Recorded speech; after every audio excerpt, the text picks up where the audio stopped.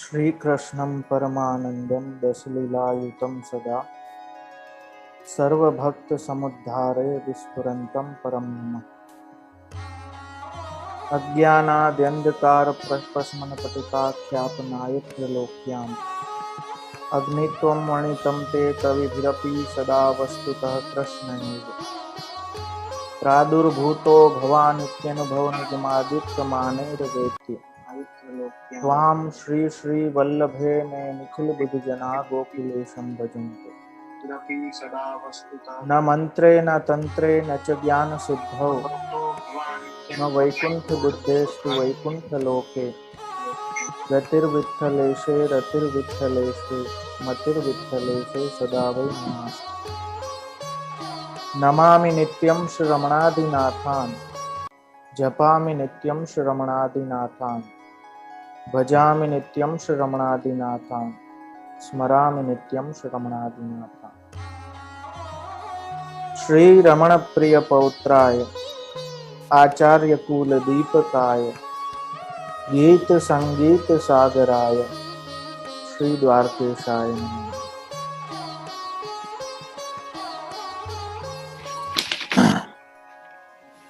श्रीमद् भागवत प्रथम स्कंदना આપણા સત્રના દ્વિતીય દિવસે ઉપસ્થિત શ્રીજી મંદિર એલેના સર્વે નિષ્ઠાવાન પદાધિકારીઓ એવં આચાર્ય ચરણની રસરૂપ વાણીનું અવગાહન કરવા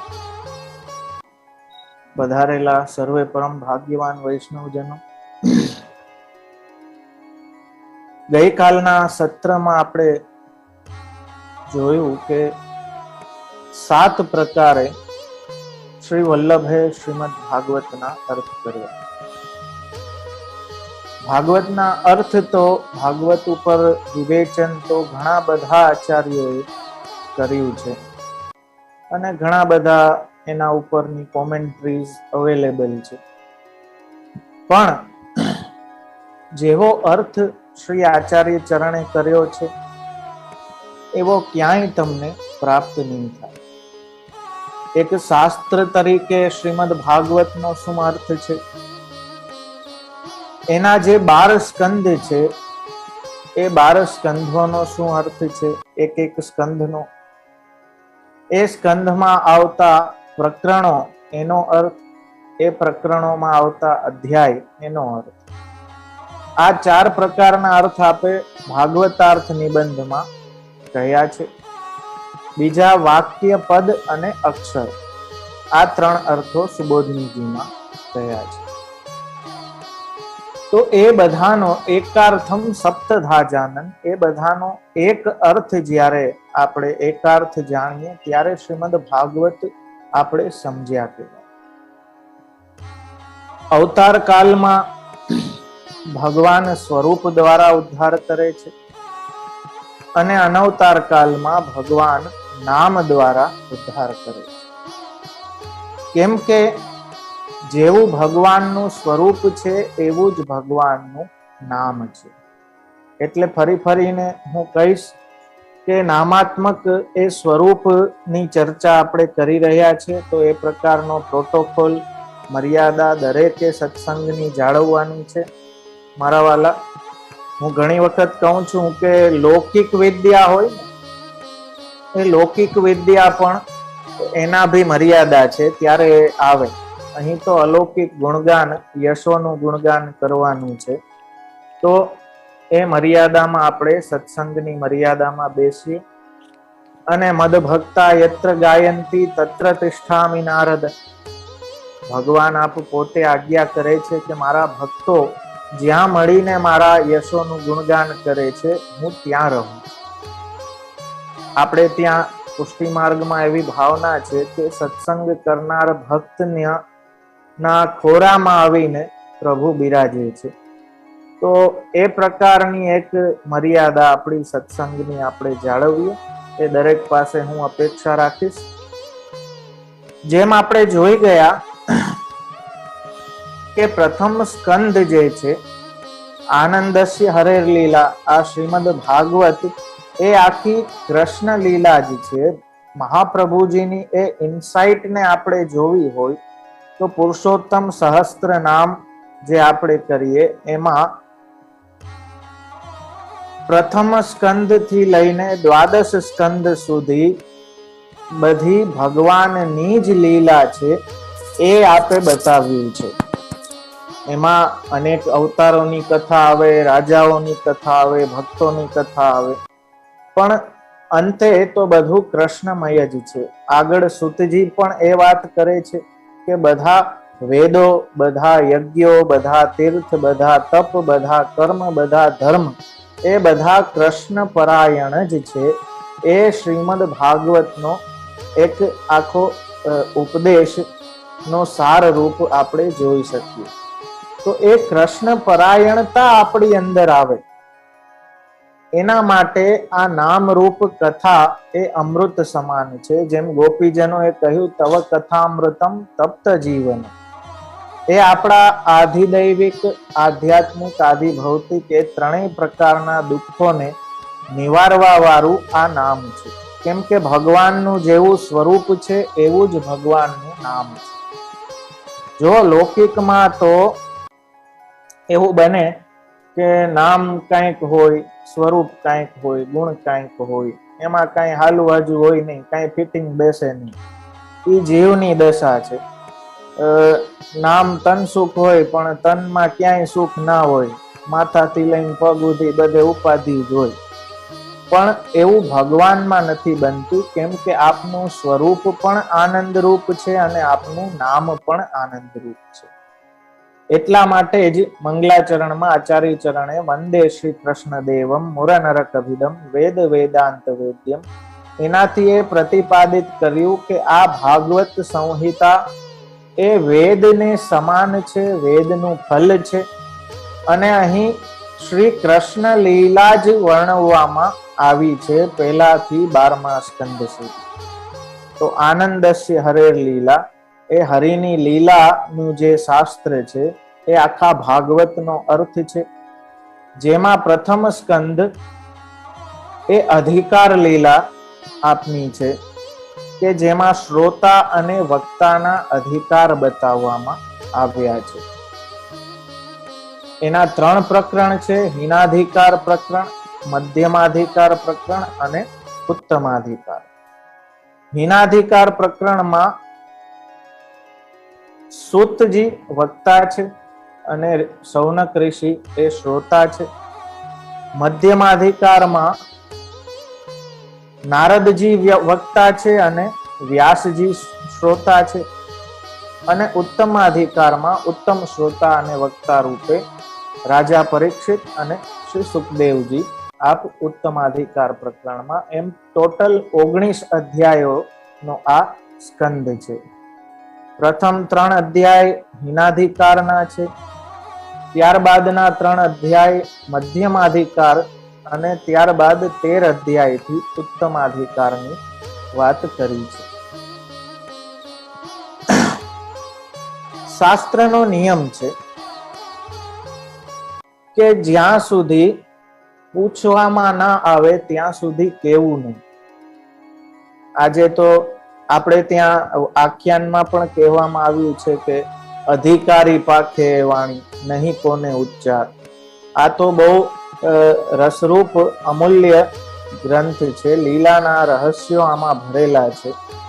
તો જ્યાં સુધી શ્રોતામાં જિજ્ઞાસુતા નહીં હોય ત્યાં સુધી પ્રથમ અધિકાર પણ એનો સિદ્ધ નહીં થાય.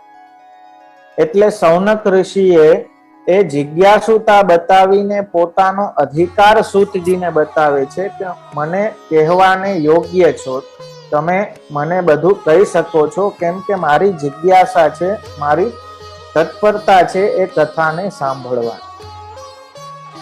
નૈમિષારણ્યમાં 1000 વર્ષનો યજ્ઞ કરવા માટે એકત્રિત થયેલા ઋષિઓએ સૂતજીને શૌનકજી દ્વારા એ વિનંતી કરે છે કે આપ બધા શાસ્ત્ર, ઇતિહાસ, પુરાણના જ્ઞાની છે.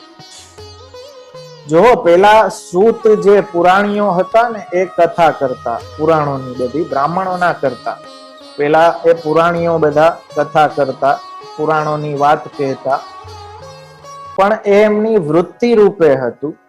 એટલા માટે અહીં સૂતજીને હીન ગણવામાં આવ્યા છે પ્રથમ અધિકારમાં, કેમ કે પુરાણ કરીને વૃત્તિ ચલાવી એ એમનું કામ હતું. જો કે ભાગવતજીની એમણે વૃત્તિ નથી કરી, વૃત્ત્યર્થ ભાગવત નથી કર્યું, પણ છતાં અન્ય પુરાણો પણ વૃત્તિથી કરતા, એટલે હીન અધિકાર કહ્યો છે. શ્રોતા તરીકે આપણે જોઈએ તો અહીં પ્રશ્નો જોવો. આવા પ્રશ્નો આપણને ક્યારે આવે? જો જેમાં આપણું અંતઃકરણ લાગેલું હોય એને વિષયક પ્રશ્નો આપણને થાય. લૌકિકમાં જ લાગેલું હોય તો લૌકિક જ ઉદ્ભવવાનું છે, લૌકિક પ્રશ્નો જ થવાના છે કે મારું શું થશે, ઘરવાળાનું શું થશે. ભાઈ જે આવવાના એ જવાના જ છે, એ બધાને ખબર છે. પણ એ જીવનને તમે કઈ રીતે જીવો છો, કેટલું જીવ્યા એ મહત્વનું નથી, પણ કેવું જીવ્યા એ મહત્વનું છે. તો એ જીવનની ક્વોલિટી તમારી કેવી છે, લૌકિક છે કે અલૌકિક છે, એના પરથી તમારી ગતિનો એક આઈડિયા આપણને આવે શાસ્ત્ર પ્રમાણે. તો જીવોનું કલ્યાણ કેમ થાય? જો પહેલા શ્રોતામાં અમાત્સર્યના ગુણો છે એ બતાવવા માટે કહે છે કે માત્સર્ય એટલે શું? જેમ કોઈ વક્તા કઈ બોલે છે અને આપણને મનમાં એના ગુણો પ્રત્યે ઈર્ષા જાગે અને એમ થાય કે આ તો મને આવડે છે, આ કઈ નવું બોલતા નથી, સમજ્યા? તો એ માત્સર્યના ગુણ છે. તો એવું માત્સર્ય સૂતજી પ્રત્યે સૌનક ઋષિનું નથી. એ આપના સ્તુતિથી બતાવે છે કે આપ ઇતિહાસ પુરાણને જાણનારા છો અને ફરી આપ વિદ્વાનો પાસેથી આપે આ કથા ભગવાનની સાંભળેલી છે. અને અમે તો 1000 વર્ષનું તપ લઈને બેઠા છે, એટલે અવકાશ જ છે, અમારી પાસે ટાઈમ જ ટાઈમ. કદાચ સૂતજી એમ કહે કે ભાઈ આ તો બહુ લાંબી કથા છે, તમારી પાસે સમય હશે કે અવકાશ? તો કહે છે કે અમારી પાસે અવકાશ છે, 1000 વર્ષનો યજ્ઞ છે, એટલે આ ચાલવાનું જ છે, તમે અમને કથા કયો, અમારી તત્પરતા છે. તો પહેલો અધ્યાય જે છે ને એ પ્રશ્નનો અધ્યાય છે, જેમાં 6 પ્રશ્નો જે આપણે ગઈકાલે બી જોઈ ગયા એ સૂતજીને પૂછે છે કે શાસ્ત્રોમાં, કેમ કે તમે બધું વાંચેલું છે, તમે બધું ભણેલું છે, એટલે અમને એ કહો કે શાસ્ત્રોમાં સરળપણાથી પુરુષનું કલ્યાણ કેવી રીતે થાય? કેમ કે સ્વર્ગમાં જે રહેતા હોય એનું પતિ પુત્રમાં કે સંસારમાં કલ્યાણ નથી.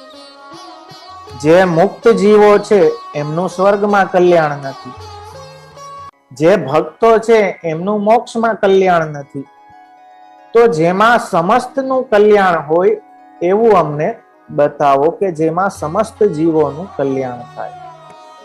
તો નામ રૂપે આ કથા એવી છે કે જીવ માત્રને આનંદ આપનારી છે અને જીવ માત્રનો ઉદ્ધાર કરવા વાળી એવી કથામાંથી અમારું કલ્યાણ ક્યાં છે એ અમને આપ બતાવો, એમ સૂતજી કહે છે.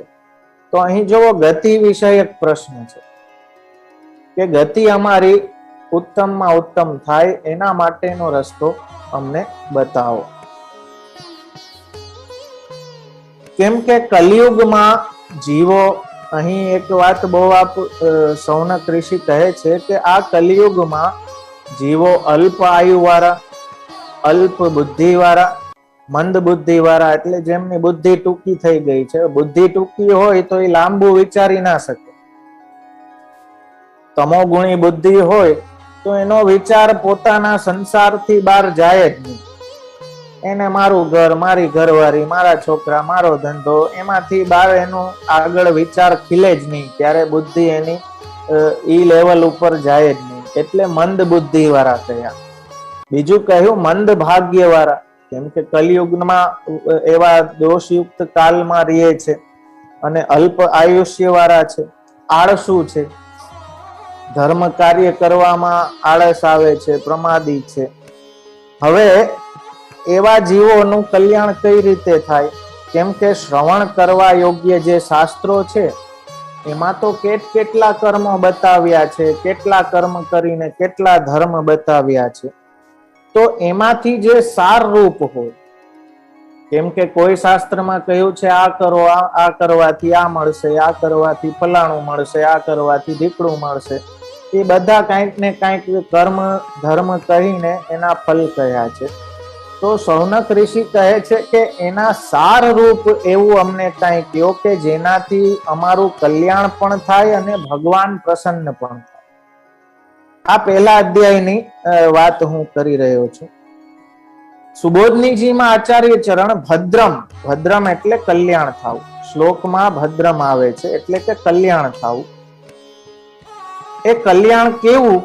તો સુબોધનીજીમાં આપ કહે છે કે 3 પ્રકારના દુઃખના નાશ પૂર્વક મહાસુખની પ્રાપ્તિ એ કલ્યાણ છે, અને એ તો ભગવદ કૃપાથી જ થાય છે. એ સિવાય એવું કલ્યાણ જીવનું બીજા કોઈ ધર્મો કરીને ક્યારેય થતું નથી.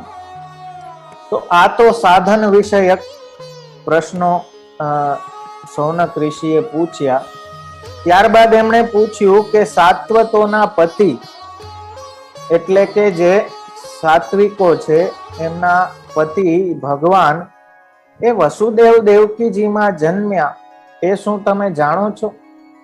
ત્યાં પ્રશ્ન છે કે ભગવાન સાત્વતોને મુક્ત જીવોની સાથે જ હંમેશા રહે છે, તો એમને છોડીને આપે મનુષ્યની પેઠે જન્મ લીધો, એનું રહસ્ય શું છે? એનું કારણ શું છે? એ અમને કહો. આપનો એવી રીતે અવતાર લેવાનો પ્રયોજન શું છે? એ અમને કહો. કેમ કે કંસ વગેરેનું વધ તો એમને બી થઈ શકતું હતું, એના માટે ભગવાને આવવાની જરૂર નથી. તો ભગવાન પધાર્યા છે, મનુષ્યનું નાટ્ય કર્યું છે, તો જરૂર એની પાછળ કંઈક ગૂઢ પ્રયોજન હોવું જોઈએ. તો એ પ્રયોજન અમને કહો, એમ શૌનક ઋષિ કહે છે. આ રીતે ભગવાનના જન્મ લેવાના પ્રાગટ્યના પ્રયોજન વિશે અમે શ્રવણ કરવા ઈચ્છીએ છીએ, કેમ કે સર્વના સુખ અને મોક્ષ માટે ભગવાન અવતાર ધારણ કરે છે. ભવિષ્યના જીવો માટે તો નામથી જ પુરુષાર્થની પ્રાપ્તિ થાય છે. જો શૌનક ઋષિ કહે છે કે અમે શું કામ આપને નામ લીલા પ્રગટ કરવાનું કહીએ છીએ, કે જ્યારે ભગવાન આપ પ્રગટ નથી, અવતાર દશા નથી, ત્યારે તો ભગવાનના નામથી જ જીવોનો ઉદ્ધાર થાય છે. અને કીર્તનમાં બી આપણે ત્યાં આવે છે કે હરિસુ બળો હરિ કો નામ. તો આપનું નામ સ્વરૂપ એવું છે કે એનાથી ચારેય પ્રકારના પુરુષાર્થોની સિદ્ધિ સ્વતઃ થઈ જાય છે. એના માટે જીવે બીજા કોઈ યત્ન કરવા પડતા નથી. ઘોર સંસારમાં હવે જો એ નામનું મહાત્મ્ય આગળ કહે છે કે એ નામ આપનું કેવું છે, આની સુબોધનીજીમાં બહુ સુંદર વાત શ્રી આચાર્ય ચરણ સમજાવે છે. શૌનક ઋષિ કહે છે કે ઘોર સંસારમાં પરવશ થઈ જેમના નામથી ભય પણ ભય પામે છે. ભગવાનનું નામ કેવું છે કે એમના નામથી ભયને પણ ભય લાગે છે. સુબોધનીજીમાં આચાર્ય ચરણ કહે છે કે જે નામ શ્રવણ કરે છે, કે નામનું કીર્તન કરે છે, એ નામનો સ્વભાવ જ છે કે એનું કીર્તન કરવા વાળા, શ્રવણ કરવા વાળાને એ મુક્ત કરે છે. અને એટલા માટે એ નામ આવતા ભય પણ મુક્ત થઈ જાય છે, એની પણ મુક્તિ થઈ જાય છે.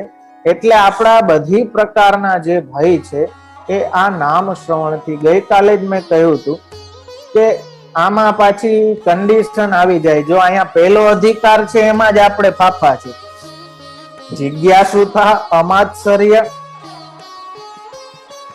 અને શ્રવણમાં આદર. હવે શ્રવણમાં આદર તો એટલું ત્યાં હતું કે આટલા દિવસો, વર્ષો, મહિનાઓ આપણે જોઈએ ને કે શ્રવણમાં આદર હોય તો જ બની શકે ને, બાકી કઈ રીતે? હવે આપણો આદર કેટલી વાર ટકે?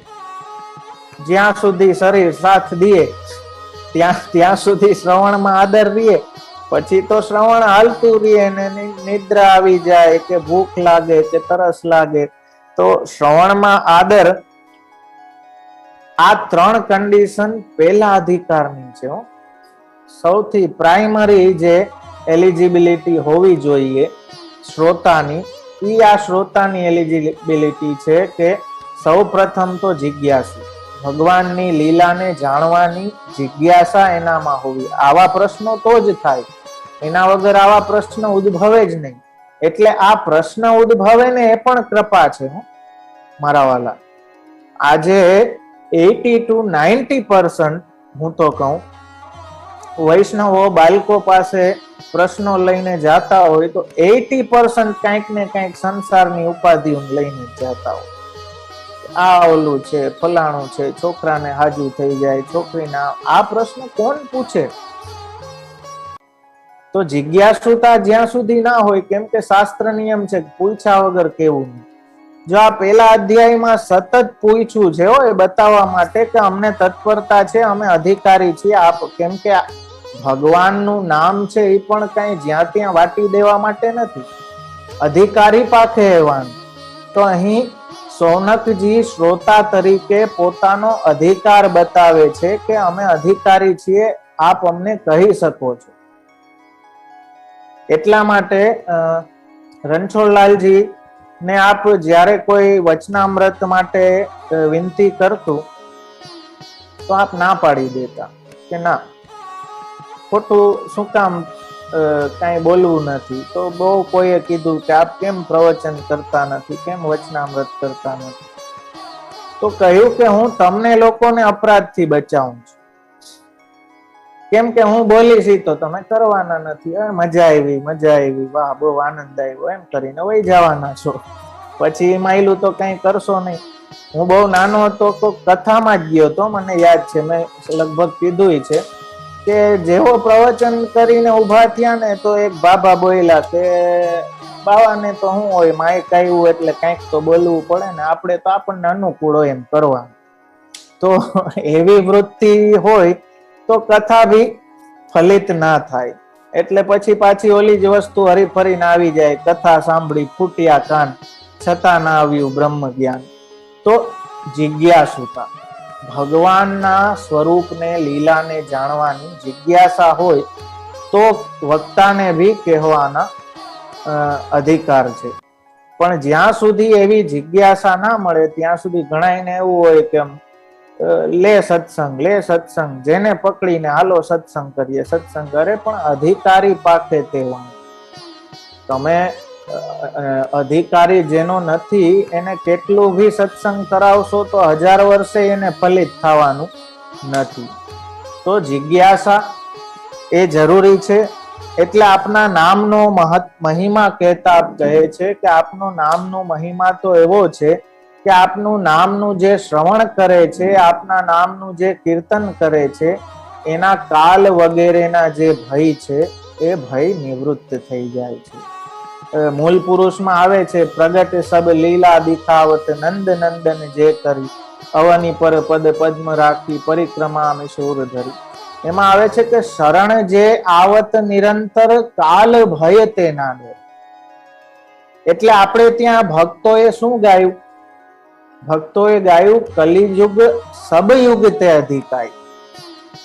જો જે કલયુગને આટલો ઘોર બતાવવામાં આવ્યો છે, જે કલયુગમાં આટલી બધી ઉપાધિઓ છે, એનો ભય બધે આપણે શાસ્ત્રોમાં અને ગ્રંથોમાં જોઈએ કે કલયુગમાં આટલા દોષ છે, આવો ભય.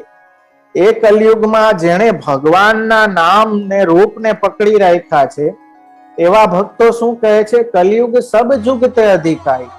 કેમ કે હરેર નામ એવ કેવલમ, અહીં તો નામ માત્રથી ઉદ્ધાર થાય છે. તો એવા કલયુગના જે આધુનિક જીવો છે એના માટે એને તારવા વાળું આ ભગવાનના નામ સ્વરૂપ આ શ્રીમદ ભાગવત એનો ઉદ્ધાર કરશે, એવું અહીં સુતજી આગળ આપ કહેશે. તો અમે શ્રવણ કરવા ઈચ્છીએ છીએ એ વાત અહીં સૂતજી બતાવે છે. નામ શ્રવણથી ભય પણ મુક્ત થઈ જાય છે અને કાલના પાશમાંથી જીવને ભગવાન છોડાવે છે. એ ભગવાનના નામનું એટલું સામર્થ્ય છે. આજે મહાત્મ્ય આપણે મારા વાલા નથી જાણતા, એટલે ગળામાં કંઠી છે, ઘરે ઠાકોરજી બિરાજે છે, પાઠ કરીએ, ભગવાનનું નામ લઈએ, પણ ભય કેટલા પ્રકારના છે. સમાજનો ભય, પિતૃઓનો ભય, ગ્રહોનો ભય, ફલાણો ભય, આ ભય, તે ભય. ઘણા પછવાડે કરતા, જેમ મેં ગઈકાલે કહ્યું કે પછવાડે ભાગવત નહીં રાખો, સાથે રાખો. એને પછવાડે નહીં રાખો, સાથે રાખો. પણ ઓલું પછવાડેમાં શું બીક હોય કે કરી નાખો વરી નડશે તો હવે જીવતા તમે નડ્યા હો એટલે બીક લાગે ને કે વાહેથી ઓલા આવીને નડશે. તો કે ધર્મે નાસ્તી ભયમ ક્વચિત. એક બેન આવીને કેટલું બધું મને કા કરવું જ છે ને, એટલે મેં ઘણું સમજાયું કે જો બેન, આપણે ત્યાં એવું ના હોય. બ્રહ્મ સંબંધ લીધું એટલે એની અલૌકિક ગતિ જ હોય, પછવાડે કઈ કરવાની જરૂર હોય જ નહીં. કે નાના પછી કે મને ઉપાધિ થાય, તો મેં જીવતા હતા ત્યારે તમે ઉપાધિ કરી હતી તો પછી નક્કી નહીં, પણ તમે અખણા રહ્યા હો તો પછી હું કામ નડે મર્યા પછી. તો એ બધા એ ભય પાછા લઈને ફરીએ કે આ થઈ જશે, ફલાણું થઈ જશે, કેટલા ભય. તો એ બધા ભયમાંથી નિવૃત્ત કરવા વાળું એ ભગવાનનું નામ છે, ભગવાનની કથા છે. કાલનો જે શરણ જે આવત નિરંતર, કાલ ભય તે ના ડરે. એ નિર્ભયતા, એ અભયદાન આપણને શ્રી આચાર્ય ચરણે આપ્યું છે કે કૃષ્ણ એવ ગતિર્મમ, કૃષ્ણને પકડી રાખશો તો બધું, ભલે કલિયુગ હોય તો પણ તમારા માટે બધું જ સરળ છે. એ નામથી બીજું શું થશે? હવે કાલનો ભય કઈ રીતે નિવૃત્ત થાય? બધા પાશમાંથી, સંસારમાંથી કઈ રીતે છૂટે? તો આચાર્ય ચરણ કહે છે કે ભય કેનાથી છે? દ્વૈતને કારણે. દ્વૈત એટલે પારકાપણું. કોક બીજું હોય તો એનાથી ભય લાગે ને, પણ ભક્તનો જ્યારે દ્વૈત નિવૃત્ત થઈ જાય અને બધું ભગવાનમાં જ જોવા લાગે અને બધામાં ભગવાનને જ જોવા લાગે, તો પછી શેનાથી ભય પામે? કોઈ ભય પામવા માટેનું કોઈ સ્કોપ જ નથી રહ્યો. એટલે અહમતા મમતાત્મક એનો સંસાર જે છે, દ્વૈત છે, એ લૌકિક ના રહેતા જ્યારે અલૌકિક થઈ જાય, એનું દ્વૈત નાશ થઈ જાય, ત્યારે ભય આપોઆપ નિવૃત્ત થઈ જાય છે. દ્વૈત એટલે હું ને મારું, ઓલો હું, જે જુદાપણું આપણે જોઈએ છીએ ને જગતમાં, એને દ્વૈત કહે. અને બધું જ બ્રહ્મરૂપ છે એને અદ્વૈત કહે. કે નામ રૂપ ભલે જુદા જુદા છે, પણ અંતે તો બધા બ્રહ્મના જ નામ રૂપો છે. બ્રહ્મ લટકા કરે બ્રહ્મ પાસે.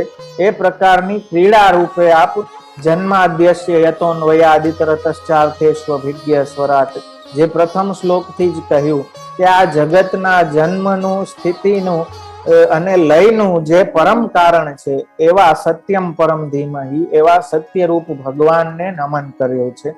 તો એ ભગવાન જ જ્યારે બધા નામરૂપ થઈ ગયા, એવી અનુભૂતિ ભક્તને થવા લાગે, ત્યારે આપોઆપ એનું દ્વૈત, હું ને મારું, નષ્ટ થઈ જાય અને ભયનો કોઈ પછી રહે જ નહીં.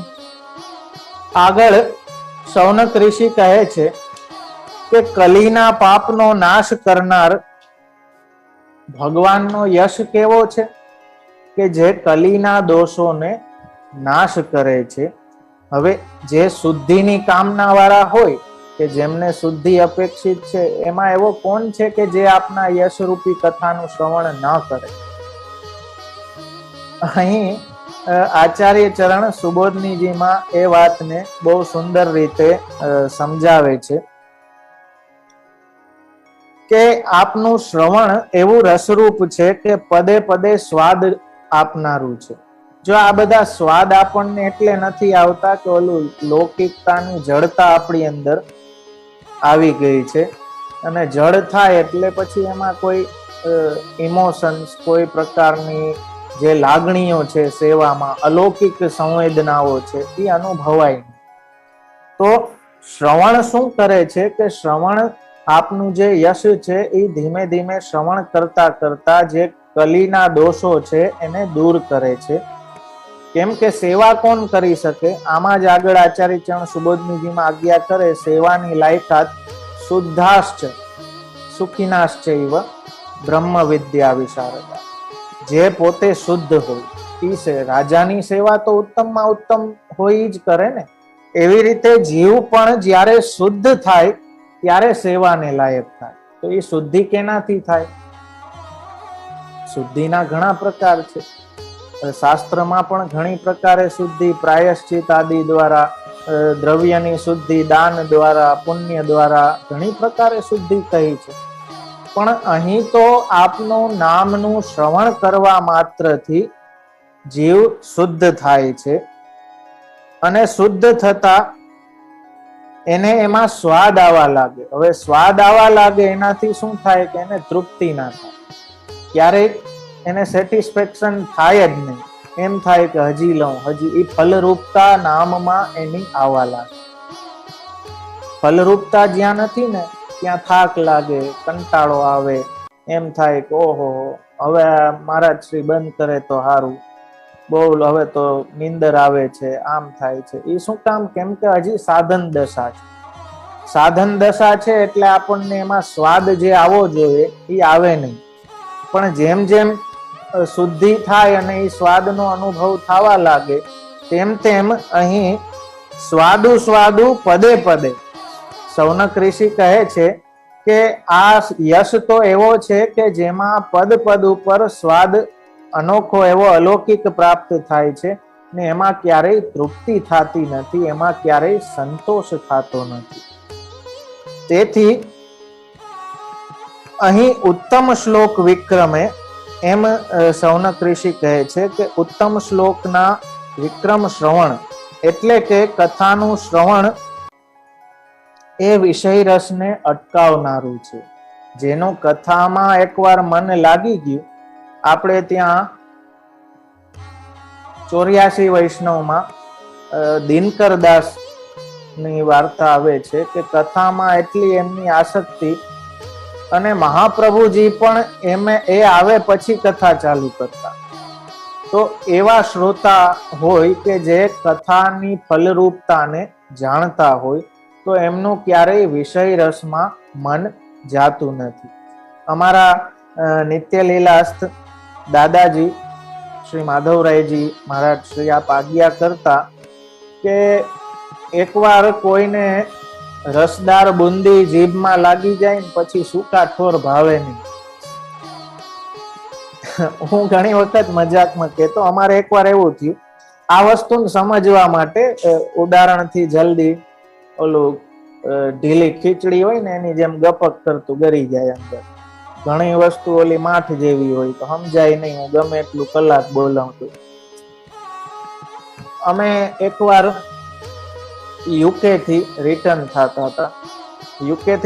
થતા હતા તો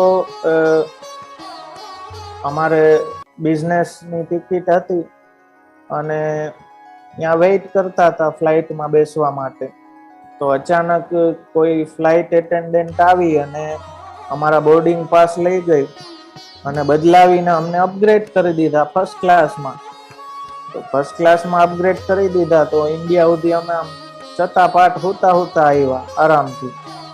હવે હું ને દાદા વસંતકુમારજી દાદા ભાઈ સાથે હતા અને ફ્લાઇટમાંથી ઉતરા અને એવા આરામથી ફર્સ્ટ ક્લાસમાં આમ સુતા આવ્યા. પછી ઉતરીને દાદા મારી સામે જોઈને કીધું કે અક્ષય, હવે ઇકોનોમી ફાવશે નહીં. આ એકવાર ચાખી લીધું ને તો આ તો લૌકિક ખાલી વાત છે, પણ અલૌકિક રસનો સ્વાદ જેણે ચાખી લીધો પછી વિષય, જેમ સુરદાસજી કહે છે ને કે ખાટી છાછ મોહે રૂચત નાહી સુર ખવૈયા ગીતો. તો આ અલૌકિક રસનો આનંદ એકવાર કોઈને આવી ગયો મારા વાલા, પછી વિષયોમાં એનું મન ક્યારેય ભટકતું નથી. કેમ કે વિષયો તો ક્ષણ માત્ર માટે કંઈક સ્વાદ આપે છે. હવે આ કથા શ્રવણમાં કોણ એવો છે કે જે તૃપ્ત થઈ જાય કે અટકી જાય? તો એની 3 સંભાવનાઓ સુબોધનીજીમાં આચાર્ય ચરણ બતાવે છે કે કથા શ્રવણથી અટકવાનું 3 પ્રકારે થઈ શકે. પેલું કહે છે કે આનાથી ઉત્તમ બીજો રસ હોય તો માણસને એમ થાય કે ઓલું આનાથી બેટર છે, એટલે આમાં અટકી જાય ને બીજું સાંભળે. બીજી વસ્તુ કે રસ મળતો ના હોય, કોઈ પ્રકારે એને એમાં રસ આવતો ના હોય ત્યારે એ અટકી જાય. અને ત્રીજું રસનું જ્ઞાન ના હોય, એના મહાત્મ્યનું જ્ઞાન ના હોય. આ ત્રણ પરિસ્થિતિમાં કથા શ્રવણમાંથી જીવ અટકે છે. બાકી જો એનું મહાત્મ્ય જ્ઞાન હોય, એટલે એક વસ્તુ તો અહીં વિક્રમ ગુણો કહ્યા છે એનાથી એ વાત સમજાવે છે કે આ કીર્તિનું ગાન કેવું છે કે જે ઉત્તમ બ્રહ્માનંદના અનુભવ કરવા વાળા જે ઋષિઓ છે, મુનિઓ છે, એ પણ આપની કીર્તિનું ગાન કરે છે. એનાથી આની ઉત્તમતા બતાવી છે. આપનું નામ કેશવ છે, એટલે કે આપ શિવજી અને બ્રહ્માને પણ આનંદ દેવા વાળા છે, એટલે આ રસથી ઉત્તમ બીજું કાંઈ નથી. એ વાતને સુબોધનીજીમાં કે ભગવાનની કથાના રસથી અધિક રસ કોઈ પણ નથી. ઇવન બ્રહ્માનંદનો રસ પણ એનાથી ઉતરતો છે.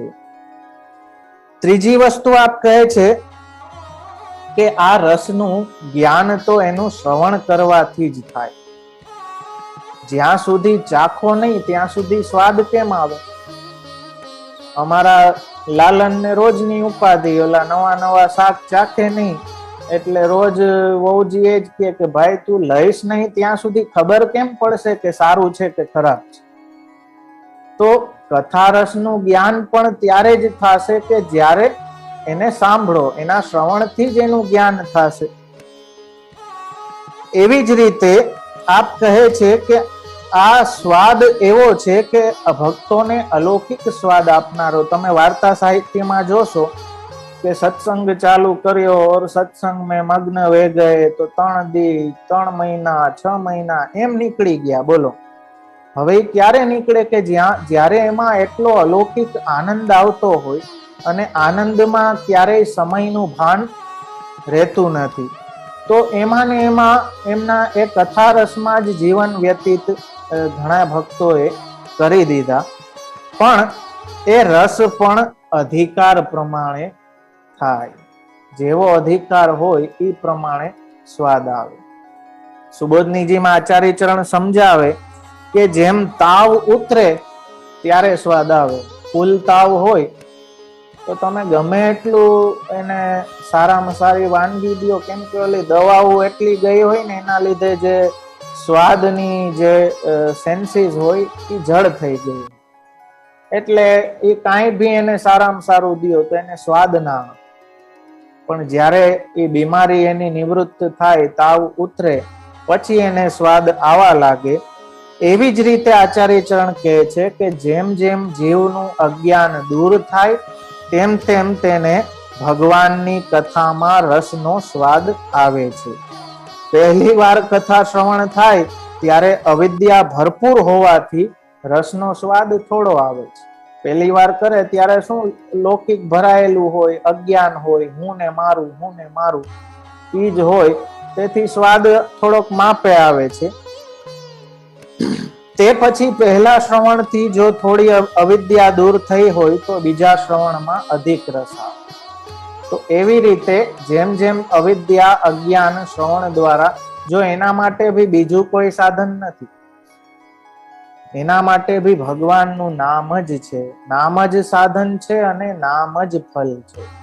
એ વાત સમજી લ્યો. ભગવાનને કોઈ મેળવી શકતું હોય તો એ પોતે ભગવાન જ છે.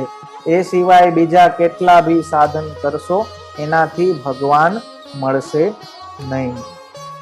આગળ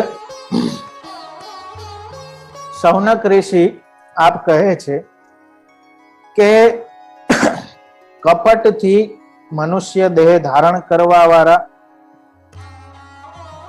અને મનુષ્ય દેહમાં છુપાયેલા એવા કેશવ ખરેખર બલરામ સાથે મરણને મટાડનાર પરાક્રમો કરેલા છે, તે અમને સંભળાવો. ખરેખર શબ્દથી અહીં આશ્ચર્ય અને પ્રસિદ્ધિ જણાવે છે. ભગવાને પરાક્રમો કરવાની અવસ્થા અને સાધન ન હોવા છતાં પરાક્રમો કરેલા છે. તેથી એમના પરાક્રમો ખરેખર અલૌકિક છે. જો સાધન અને અવસ્થા ન હોવો, નાના શિશુ રૂપે મુખારવિંદમાં આખું બ્રહ્માંડ દેખાડ્યું. આશ્ચર્યની જ વાત છે ને. અવડા નાના બાળકે કેવી રીતે આખા, તો એ અલૌકિક પરાક્રમો છે. બીજી આપણે જોઈએ કે 7 વર્ષ કો સાંવરો, 7 વર્ષના પ્રભુ, અવસ્થા બી નથી, એવું કોઈ સાધન બી નથી, પણ છતાંય સહજમાં કોઈ પણ શ્રમ વગર, જાણે ઓલા નાના છોકરાઓ રમતમાં ઓલા બિલાડીના ટોપને ઉખેડી લેતા હોય એવી રીતે ગોવર્ધન ધારણ કરી લીધી. તો આ અલૌકિક આશ્ચર્યકારક પરાક્રમ છે આપનું. અને બલરામની સાથે કહ્યું એટલે ઉભય સ્વરૂપે આપે એ બધા પરાક્રમ કર્યા છે. કેશવ શબ્દથી એ બતાવ્યું છે કે આપ ભગવાન છે, એટલે બ્રહ્મા અને ઈશ પણ એને પણ આનંદ દેવા વાળા આપ છે.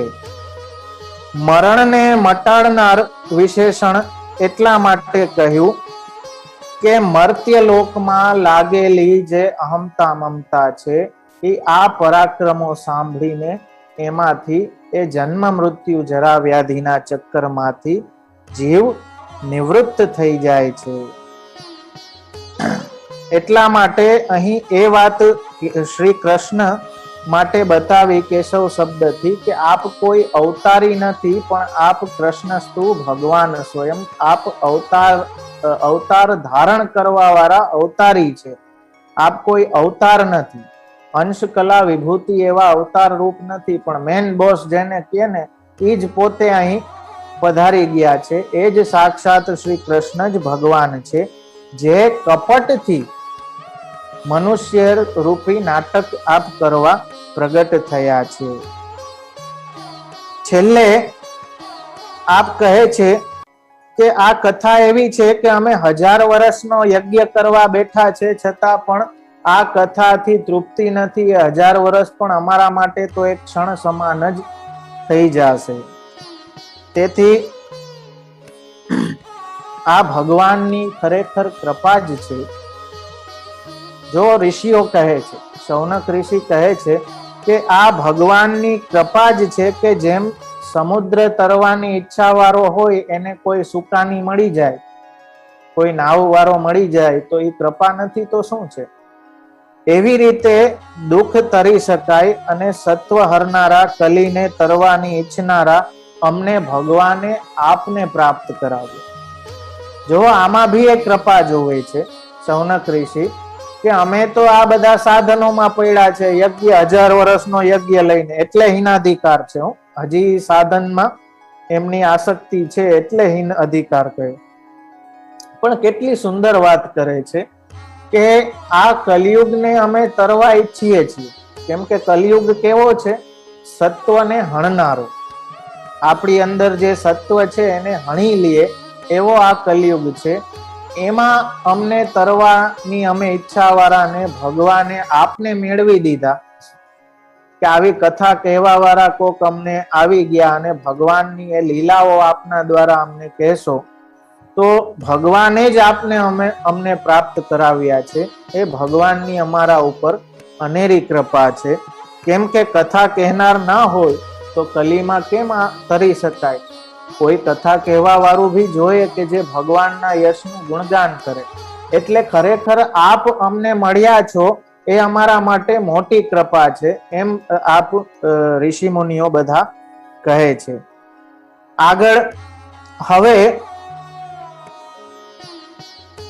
એ વૈરાગ્ય દર્શાવે છે, શ્રવણમાં આદર દર્શાવે છે કે કેમ કે ધર્મ ભગવાનથી જ છે અને જ્યારે જ્યારે ધર્મની ગ્લાનિ થાય ત્યારે ભગવાન અવતાર ધારણ કરે, એમાં પોતે ગીતાજીમાં કહ્યું છે. તો પછી ભગવાન જ્યારે વૈકુંઠ પધારી ગયા ત્યારે કલયુગ કોના શરણે ગયો? એ ભી છેલ્લો પ્રશ્ન પૂછે. ત્યારે કલયુગમાં એ ધર્મ કોની રક્ષામાં રહ્યો કે ધર્મ કોના શરણે ગયો? કેમ કે ભગવાન વૈકુંઠ પધાર્યા પછી કલયુગનો પ્રવેશ થયો. હવે કલયુગનો પ્રવેશ થઈ ગયો તો ધર્મની ત્યારે શું સ્થિતિ થઈ? કેમ કે ભગવાનની શરણે જ ધર્મ રહે છે, તો એ ધર્મની રક્ષા ત્યારે કોણે કરી? એ પ્રશ્ન અહીં આવ્યો. જો વૈરાગ્ય હોય તો જ આ પ્રશ્ન આવે, બાકી તો મારી રક્ષા કોણ કરે, મને પૈસા કેમ મળે, મને કેવી રીતે ગાડી બંગલા થાય, એ આપણે વિચારીએ. પણ એ કાંઈ ના વિચારીને અહીં પૂછ્યું કે ભાઈ ભગવાન વૈકુંઠ પધારી ગયા તો ધર્મ ગયો ક્યાં, ધર્મની કોની શરણે ગયો, એ એક મોટો પ્રશ્ન છે. તો આ રીતે પહેલા અધ્યાયમાં એ પ્રશ્નાધ્યાય 6 પ્રશ્નોથી આ બધી વાત પૂછી. ત્યારે સૂતજી એમનો અધિકાર જોઈ અને એમનું પ્રતિપૂજન કર્યું. ખૂબ ખૂબ એમને અભિનંદન આપ્યું કે તમે કૃષ્ણ સંબંધી પ્રશ્ન પૂછ્યો છે, તે ખરેખર આનંદની વાત છે, તમે મહાભાગ છો. કેમ કે બધાના પ્રશ્નો એવા કૃષ્ણ સંબંધી હોતા નથી. તો સૌપ્રથમ મંગલાચરણ રૂપે સૂતજી વ્યાસજીને, ભગવાનને, સુખદેવજીને નમન કરે છે કે એવા વ્યાસજી કે જે પુત્ર પુત્ર કરીને સુખદેવજીની પાછળ ભાગ્યા છે. કેમ કે સુખદેવજી તો પ્રથમથી જ વૈરાગ્યની અવસ્થામાં ઘર છોડીને ભાગવતજીનું અધ્યયન કર્યું અને ઘર છોડીને નીકળી ગયા. અહીં જો વ્યાસજીને પણ મધ્યમ વક્તા કહ્યા છે, ઉત્તમ સુખદેવજીને કહ્યા. શું કામ? વ્યાસજીને કેમ કે આટલી બધી જે રચનાઓ કરી હતી, હજી એનું જ્ઞાનમાં નિષ્ઠા હતી. જ્યારે સુખદેવજી તો કેવલ ને કેવલ ભગવત પર જ હતા. એટલે આગળ એ આવશે કે સુખદેવજી આગળ ઘર છોડીને જાય છે અને વ્યાસજી પાછળ જાય છે. તો એક સરોવર પાસેથી નીકળે છે, ત્યાં સ્ત્રીઓ સ્નાન કરતી હોય છે. સુખદેવજી તો દિગંબર વસ્ત્ર વગર કઈ નગ્ન અવસ્થામાં ત્યાંથી નીકળી ગયા અને સ્ત્રીઓને બી કોઈ ફેર ના પડ્યો, એ બી ત્યાં સ્નાન કરતા રહ્યા. પણ જેવા વ્યાસજી આવ્યા એવી બધી સ્ત્રીઓએ વસ્ત્રથી પોતાના શરીર ઢાંકી લીધા. વ્યાસજીને થયું કે આ શું, મારો જવાન જોધ પુત્ર એ બી નગ્ન અવસ્થામાં અહીંથી નીકળો અને તમને કઈ લાજ ના આવી, કઈ ફેર ના પડ્યો, અને હું તો આવો વૃદ્ધ છું અને અહીંથી નીકળો તો તમને લાજ આવી. ત્યારે એ સ્ત્રીઓએ કહ્યું કે તમારા પુત્રને ક્યાં સ્ત્રી પુરુષનો ભેદ જ ખબર છે, એને તો કોઈ સ્ત્રી પુરુષનો ભેદ જ નથી, એનામાં દ્વૈત કોઈ પ્રકારનું છે જ નહીં, બધા ભેદ એના ભૂસાઈ ગયા, એ તો કૃષ્ણમય જ છે. જ્યારે તમે તો બધા ભેદ જાણો છો એટલે અમને તમારાથી લજ્જા આવી. તો સુખદેવજીની એવી અવસ્થા કે એમના માટે કહેવાય કે જેટલી સમય ગાય દોવાય એટલી સમય જ કોઈના ઘરમાં રોકાય, એનાથી વધારે કોઈના ઘરમાં આપ રહીએ નહીં, સતત આપ પર્યટન કરતા રહે. એવા પરિવ્રાજક સ્થિતિમાં સુખદેવજી બિરાજ્યા છે. તો અહીં એમને ભી નમન કરતા હવે સાધુવાદ દેતા કહે છે કે હે મુનિઓ, લોકમાં મંગલ રૂપ તમે મને સારો પ્રશ્ન કર્યો, કારણ કે તમે શ્રી કૃષ્ણ સંબંધી પ્રશ્ન કર્યો કે જે પ્રશ્નથી ભગવાન ઘણા પ્રસન્ન થાય. એવો કૃષ્ણ સંબંધી પ્રશ્ન કર્યો એટલે સૂતજી ખૂબ એમને અભિનંદન આપે છે. સારો કર્યો શું કામ કહ્યું? કેમ કે કૃષ્ણ સંબંધી છે અને મંગલ રૂપ કહ્યો. શ્રી કૃષ્ણ પ્રસન્ન થાય તો જ મંગલ રૂપતા. આપણે ત્યાં સવારમાં જ આપણે મંગલા આરતી કાર્યમાં ગાય મંગલમ મંગલમ બ્રજભૂમિ મંગલ મંગલમિહ શ્રી નંદ યશોદા નામ સુકીર્તન મેત ધૃતિજોત્સંગ સુલાલિત પાલિત રૂપમ. તો ભગવાનના પ્રગટ થવાથી, ભગવાનના દર્શન થવાથી, ભગવાનના નામથી જ લોકમાં મંગલ થાય છે. બીજા કોઈ સાધનોથી લોકમાં મંગલ થતું નથી. સુબોધનીજીમાં આપ એ વાતને સ્પષ્ટ કહે છે. અને જ્યારે ભગવાનનો અથવા તેમના ધર્મોનો અંતઃકરણમાં આવેશ થાય ત્યારે જ શાસ્ત્રમાં અને ભગવાનની કથામાં પ્રીતિ વધે છે. નિબંધમાં પણ આચાર્ય ચરણ કહે છે કે જેમ જેમ ભગવાનનો હૃદયમાં આવેશ થતો જાય છે તેમ તેમ જીવની ભક્તિના સાધનોમાં પ્રવૃત્તિ વધતી જાય છે. ઈ કૃપા છે મારા વાલા. હું હંમેશા કહું, આપણી છે ને આ લૌકિક બુદ્ધિને કારણે ઊંધું વિચારતા થઈ ગયા છે. આપણે એમ વિચારીએ કે ભાગવત સાંભળશું તો કૃપા થશે. અરે કૃપા થઈ છે એટલે ભાગવત સાંભળીએ. સેવા કરશું તો કૃપા થશે નહીં. કૃપા થઈ છે એટલે સેવા કરીએ. બાકી તો બીજું બધું ઘણું છે મારા વાલા. કેમ એ બધું છોડીને આપણે અહીંયા કરીએ છીએ? તો કૃપા જ છે. અને ઈ આવેશ જેમ જેમ, એટલે આપણે ત્યાં ટર્મ આવે છે ભગવદ આવેશ. આ ભગવાનનું નામ લેતા લેતા કથા એ મંગલરૂપ કેવી છે કે શ્રવણ કર્યા પછી મનન અને નિધિધ્યાસન કરવાથી કાર્યની સિદ્ધિ થાય. એ અહીં સુબોધનીજીમાં આચાર્ય ચરણ આપ આજ્ઞા કરે છે. હવે આગળ ઉત્તમ ધર્મ કયું છે એ વાતને આપ બતાવે છે. આ શ્લોક ખરેખર બહુ જ સમજવા જેવો છે. સવહી પુંસામ પરો ધર્મો યતો ભક્તિ અધોક્ષજે અહેતુક્ય પ્રતિહતા યયા આત્મા સુપ્રસિદ્ધતી. પુરુષ માટે ઉત્તમમાં ઉત્તમ ધર્મ કયો છે?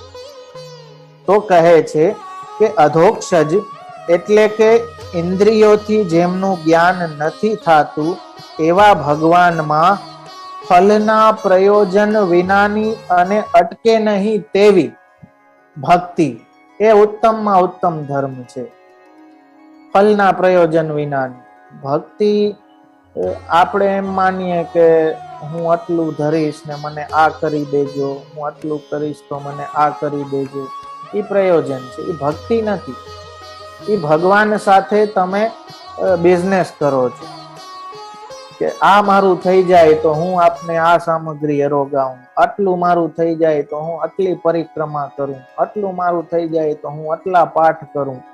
તો આ તો આટલું દઉં ને આટલું આપો, એ તો લેવા દેવાનો વ્યવહાર તમે કરો છો.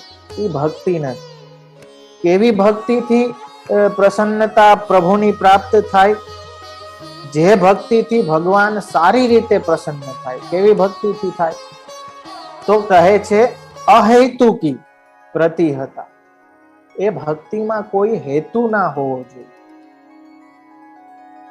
હું હંમેશા કહું છું, એકવાર છે ને મારી સાથે એક ગામડાનો વૈષ્ણવ છે. એને બહુ ઈચ્છા હતી કે મારે એકવાર પ્લેનમાં બેસવું છે, તો મારી સાથે એને લઈ ગયો, પ્લેનમાં બેસાડ્યો. તો ત્યાં તો ઓલે એર હોસ્ટેસ આવે ને હસીને પૂછે, તો આખા પ્લેનની જે જર્ની હતી ને એમાં એ એટલો રાજી રહ્યો. છેલ્લે મને કીધું કે ઓલી મારી સામે આવીને હસીઓ. એટલે મેં કીધું અરે ભાઈ, એ બધાની સામે હશે, ખાલી તારી સામે નથી હસી. એને હસવાના પૈસા મળે. તો એક વાત સમજો કે ત્યાં ઈ જે એનું હાસ્ય છે ને એ અહેતુકી નથી. એની પાછળ પ્રયોજન, એને એનો પગાર મળે છે, એની સેલેરી મળે છે કે ભાઈ જે કોઈ આવે યાત્રીઓ એની સાથે વ્યવસ્થિત આ રીતે બિહેવ કરવું. પણ પ્લેનમાં કે હોટલમાં કે ક્યાંય વેઇટ્રેસ કે એર હોસ્ટેસ કે રિસેપ્શનિસ્ટ હશે અને ઘરવાળી હશે, એમાં ફેર તો ખરી ને મારા વાલા? બેમાં કેટલો ફેર કરીને ઓને એ બધું કરવાના પૈસા મળે છે ને અહીંયા કોઈ હેતુ વગરનું હાસ્ય છે, કોઈ પ્રયોજન નથી. તો ભક્તિ અત્યારે આપણી એર હોસ્ટેસ જેવી છે કે કંઈક મળી જાય એટલે આપણે ભગવાન ભક્તિ. તો એવી અહેતુકી ભક્તિ, એમાં કોઈ હેતુ ના હોવો જોઈએ. સૂતજી કહે છે કે એ જ ઉત્તમમાં ઉત્તમ ધર્મ છે કે એ અધોક્ષજમાં એવી અહેતુકી ભક્તિ કે જેનું કોઈ પ્રયોજન ના હોય અને જે ક્યારેય અટકે નહીં. અટકે નહીં મીન્સ કે જે વ્યભિચારી ભક્તિ ના. આપણી તો કદાચ ભક્તિ આવે પણ એની કન્ટિન્યુટી ના રહે. જેમ હું કહું કે આપણું ઓલે વરસાદી નદીઓ જેવું છે કે સત્સંગ કર્યો, દર્શન કર્યા, ત્યારે તો ભાવ ને ભક્તિના પૂર આમ એટલા ઉભરી જાય કે શું કરશે ભગવાનને એમ થાય કે આ જાણે શું કરી દે.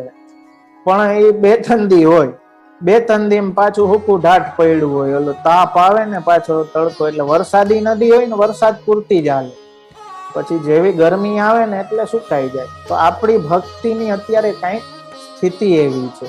એટલે મેં કાવ્ય લખ્યું હતું, શું છે ભક્તિની પરિભાષા. આપણે હિસાબે નામ અલૌકિક લૌકિક આશા, પૂર્ણ કરે છે જે અમ આસ, ભક્ત બની જઈએ તે પાસ. જે અમારી આશા પૂરી કરે, અમારો સંસાર ભરે, અમારા દુખડા લઈ જાય, એના અમે ભક્ત બની જાય. એ આપણા માટે ભક્તિની પરિભાષા છે. પણ અહેતુકી અને ક્યાંય અટકે નહીં. હવે કદાચ અહેતુકી ભગવત કૃપાથી આપણી ભક્તિ થઈ જાય, પણ કાંઈક જો ઊંચું નીચું થયું સંસારમાં એટલે ભક્તિ હલવા માંડ્યો. એમ થાય કે ભગવાને મારા હારે આવું કેમ કર્યું, હું તો આટલી સેવા કરતો હતો, હું તો આટલું ભગવત નામ, હું તો આ ફલાણું, ભગવાને મને જ આવું કર્યું. તો ભક્તિ ડામાડોલ થઈ જાય. તો આવી ભક્તિ જે કરે એનાથી ભગવાન સારી રીતે પ્રસન્ન થાય છે, એમ સૂતજી વગેરે કહે છે. તેથી એ ભક્તિ જ પુરુષ માટે નિશ્ચયપૂર્વક ઉત્તમમાં ઉત્તમ ધર્મ છે. એના સિવાય બીજો કોઈ ધર્મ ઉત્તમ ધર્મ કહ્યો નથી. એનાથી બધું જ હલકું છે, એટલે કે નકામું છે. બીજા બધા જ સાધન નકામા છે. ભગવાનમાં જ જ્યારે આ ભક્તિ થાય અને એવી ફલના પ્રયોજન વિનાની અને અટકે નહીં તેવી, ત્યારે અંતઃકરણમાં બિરાજેલા સાક્ષી રૂપ એ ભગવાન પ્રસન્ન થાય છે અને સારી રીતે પ્રસન્ન થાય છે. આગળ સૂતજી કહે છે કે ભગવાન વાસુદેવમાં યોજેલો ઉત્તમ ભક્તિ યોગ તરત વૈરાગ્ય અને હેતુ રહિત જ્ઞાનને ઉત્પન્ન કરે છે. કેમ કે વસુદેવ નામનું શુદ્ધ સત્વ, એ વાક્ય પ્રમાણે શુદ્ધ સત્વરૂપ અંતઃકરણમાં વાસુદેવ પ્રગટ થાય છે. કેવા અંતઃકરણમાં પ્રભુ બિરાજે છે? જે શુદ્ધ સત્વરૂપ હોય. અંદર જાજો બધો કચરો ભરેલો હોય તો એવી જગ્યાએ પ્રભુ પધારે નહીં. હૃદયમાં અનેક પ્રકારની લૌકિક કામનાઓ હોય, હૃદયમાં અનેક પ્રકારની લૌકિક વાસનાઓ હોય, તો પહેલા તો એની શુદ્ધિ કરવી પડે ભગવદ નામથી. પછી પ્રભુ સ્વયશોગાન સમરષ્ટ હૃદયામ ભોજ વિષ્ટર, હૃદય કમલ રૂપ જ્યારે થાય ત્યારે એમાં આવીને પ્રભુ અંતઃકરણમાં આપ બિરાજે છે. એટલે એ પ્રેમ ભગવાનમાં ઉત્પન્ન કઈ રીતે થાય એના માટે પણ આચાર્ય ચરણ આપ આજ્ઞા કરે છે કે પ્રેમ ઉત્પન્ન બીજા કોઈ સાધનથી નહીં થાય, પણ વિશ્વક્સેન એવા પ્રભુની કથાથી જ પ્રેમ ઉત્પન્ન થશે. અને સારી રીતે આચરેલો ધર્મ કયો કહેવાય? સૂતજી બહુ એક અહીં જોરદાર વાત કરે છે. આપણે કહીએ ને ધર્મ કાર્ય, ધર્મ કાર્ય, ધર્મ કર્યો, ધર્મ કર્યો. સાચો ધર્મ કયો? સાચી રીતે ધર્મ કર્યો કેને કહેવાય? તો સૂતજી કહે છે કે સાચો ધર્મ એ જ છે કે જે ભગવાનની કથામાં પ્રેમ ઉત્પન્ન કરે. જો એ ધર્મ કર્યાથી ભગવાનની કથામાં પ્રેમ ઉત્પન્ન નથી થતો તો એ ધર્મ નથી. નોત્પાદયેદ યદિ રતિમ શ્રમ એવ હિ કેવલમ. જો પ્રેમ ઉત્પન્ન નથી થતો તો એ ધર્મ નથી, એ મજૂરી જ છે. એ કેવલ તમે શ્રમ જ કરો છો. જે કાર્યથી ભગવાનની પ્રસન્નતા થાય, જે કરવાથી ભગવાનમાં પ્રેમ વધે, એ જ સાચો ધર્મ છે. એ સિવાય ધર્મના નામે જે કાંઈ સાધન કરો છો એ બધું કેવલ કોરો શ્રમ જ છે, ખોટી મહેનત જ છે. એ વાતને સૂતજી જણાવે છે. એટલે પુત્ર વગેરેની ઈચ્છાથી કરવામાં આવતો ધર્મ ધર્મ જ નથી, કારણ કે તેનું ફલ અવિદ્યાનું કાર્ય હોવાથી દુઃખરૂપ જ છે. સુબોધનીજીમાં આચાર્ય ચરણ કહે છે આ શ્લોકમાં, ધર્મ સ્વનુષ્ઠિત પુંસામ વિશ્વક્સેન કથાસુ યહ નોત્પાદયેદ યદિ રતિમ શ્રમ એવ હિ કેવલમ. સારી રીતે આચરેલો ધર્મ એ જ છે કે જે ભગવાનની કથામાં પ્રેમ ઉત્પન્ન કરે. એ સિવાયનું જે કાંઈ છે એ કોરો શ્રમ જ છે. એની ટીકામાં સુબોધનીજીમાં આપ કહે છે કે પુત્ર વગેરેની ઈચ્છાથી કંઈક ધર્મ કર્યો તો ખરેખર તો એ ધર્મ જ નથી. પુત્ર વગેરેથી બધું સમજી લેવું. લૌકિકમાં જે કાંઈ તમે ઈચ્છતા હો, જે કાંઈ કામના હોય એના માટે કે મને આ થઈ જાય ને ફલાણું થઈ જાય ને એના માટે ગિરિરાજજીની આટલી પરિક્રમા કરું, યમુનાજીના આટલા પાઠ કરું અને ભાગવતજી બેસાડું ને આ કરું ફલાણું કરું. ખરેખર શ્રમ કરો છો ખોટો. કેમ કે એમાં ના તો તમારા મનમાં પ્રેમ ઉત્પન્ન થશે અને ના તો ભગવાનની પ્રસન્નતા પ્રાપ્ત થશે. તો એ પ્રકારનો ધર્મ ધર્મ જ નથી. શું કામ? તો આચાર્ય ચરણ એનું તર્ક આપે છે, લોજિક આપે છે કે ભાઈ કદાચ પુત્ર પ્રાપ્તિ રૂપી ફલ મળી ભી જાય અથવા તો વગેરેથી સમજો કે કોઈ લૌકિક ફલ મળી ભી જાય તો એ ફલ જ અવિદ્યા રૂપ છે. કેમ કે સંસાર તો અવિદ્યા રૂપ જ છે. એ તમારામાં મૂઢતા જ વધારશે, અજ્ઞાન જ વધારશે. તો એ ધર્મનું કાર્ય ન કહેવાય, એટલે એ ધર્મ જ નથી. એ વાતને આપ કહે છે. હવે ધર્મનો પ્રયોજન શું છે? આજે આપણે એમ વિચારીએ કે આપણે અર્થ પ્રાપ્તિ થાય, આપણી કામના સંતોષ થાય. ગઈકાલે મેં આનો ઈશારો કર્યો હતો કે આપણા ચારેય પુરુષાર્થને ભક્તિના સર્કલમાં આપણે રાખવાના છે. હવે ધર્મસ્ય અપવર્ગસ્ય નાર્થોર્થાયોપકલ્પતે. ધર્મથી અર્થ સિદ્ધ નથી કરવાનો. ધર્મનું પ્રયોજન અર્થ પ્રાપ્તિમાં વિચારાતું નથી. અને કામ, આ જો ઋષિઓએ ધર્મ કયો ઉત્તમ છે એ પ્રશ્ન કર્યો હતો ને, એનો જવાબ સૂતજી આપે છે. કામનો લાભ ઇન્દ્રિયોની પ્રીતિમાં નથી, પણ જેટલાથી જીવાય તે લાભ છે. ઇન્દ્રિયોનો અતિ ભોગ જ્યારે કરીએ ને આપણે, તો એ પતનનો માર્ગ છે. જેમ ગઈકાલે મેં કહ્યું ને કે અમુક લોકો એવા હોય કે જે જીવવા માટે ખાતા હોય ને અમુક ખાવા માટે જીવતા હોય. એ ખા જ કરે, સતત ખાવાનું. આજે ખાવામાં જ એવી રુચિ થઈ ગઈ છે માણસોની કે કોઈ ભી ધાર્મિક કાર્યક્રમ ભી હોય ને તો પેલા એમ પૂછે કે મંડાણની શું વ્યવસ્થા, પ્રસાદની શું વ્યવસ્થા. અરે ભાઈ ખાઈ લેજે પછી, પેલા આ તો સાંભળ કે જે શું કરવાનું છે એ તો સાંભળ. પ્રસાદમાં જ આપણે ખાવામાં જ ચિત્ત સતત, આજે શું મળશે.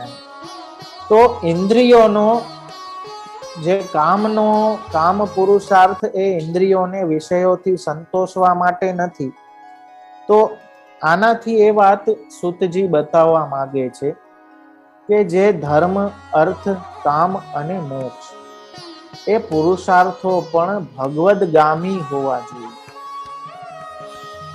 આપણે ત્યાં જેમ કહે ને કે સ્વસ્તિક આપણે કરીએ, સાથીઓ પૂરીએ સ્વસ્તિક.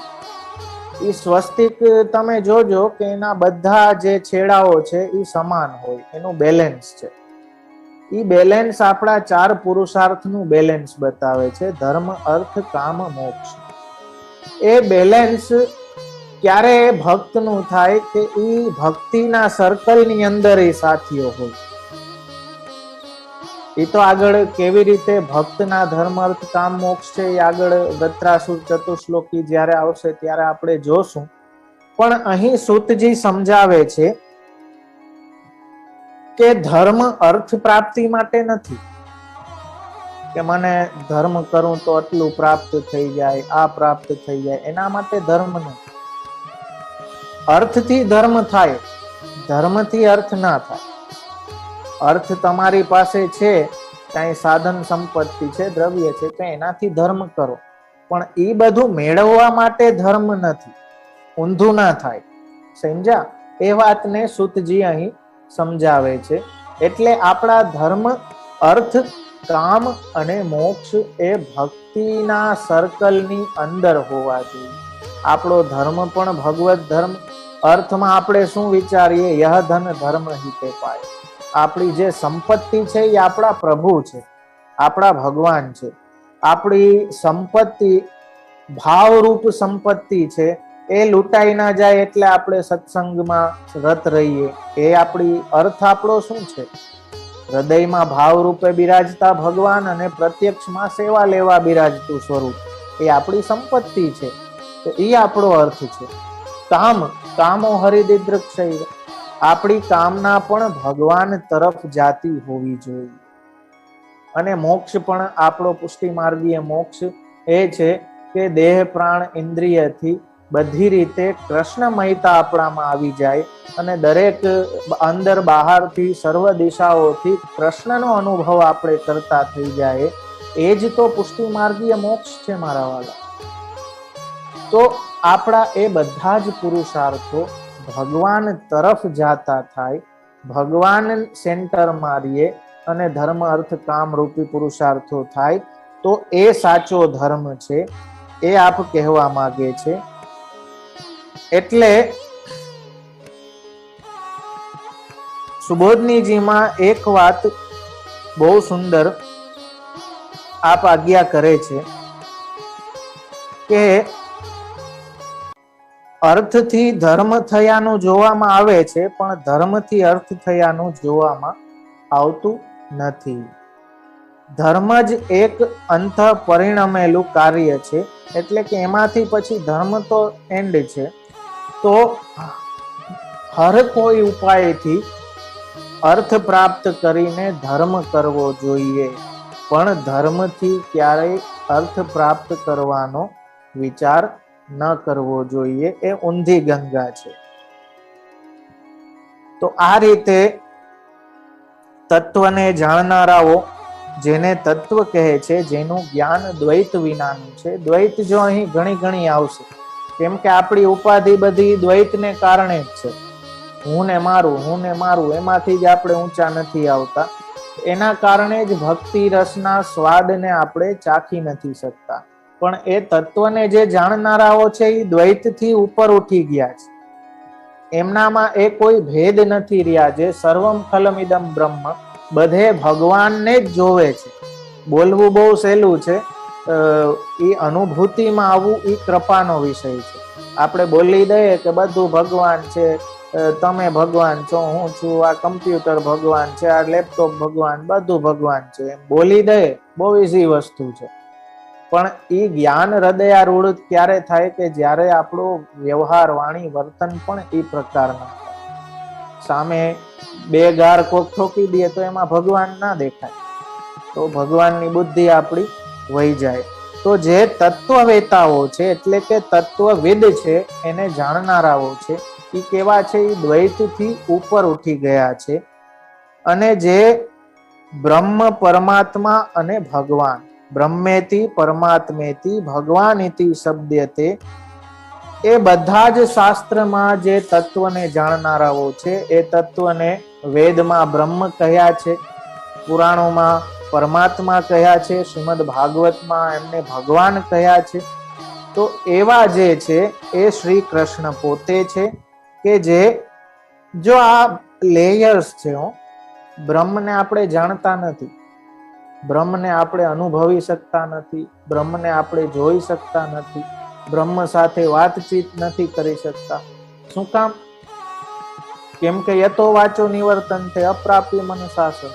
એ બ્રહ્મનું સ્વરૂપ તો એવું છે કે જ્યાં વાણી, મન, બુદ્ધિ સહિત બધું પાછું ફરે ત્યાં સુધી પહોંચી જ નથી શકતું. બ્રહ્મને તો આપણે નથી જોયા. પરમાત્મા, ઉપનિષદ પરમાત્મા કહે છે કે આપણી ભીતર અંતર્યામી સ્વરૂપે બિરાવે, તો ભીતર બિરાજે છે. આંતરદ્રષ્ટિ હજી આપણી ખીલી નથી, એટલે એને બી આપણે જોઈ નથી શકતા. ભગવાન જે અલૌકિક ઐશ્વર્ય આદિ ગુણો વાળા, એ ભગવાન કહેવાય. તો એનો અનુભવ બી જ્યારે ફલરૂપતા પ્રાપ્ત થાય ત્યારે થાય.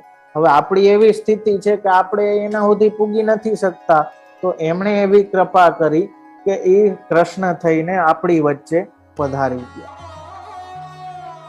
તો એ કૃષ્ણ સાથે આપણી વાતચીત થાય. આપણું જે કાંઈ કોમ્યુનિકેશન છે એ આપણા ઠાકોરજી, એટલે આપણે કહીએ મારા ઠાકોર, તો આપણા ઠાકોરજી સાથે આપણો બધો વ્યવહાર થાય. બ્રહ્મને આપણે જોયા નથી, પરમાત્મા આપણે જોઈ શકતા નથી.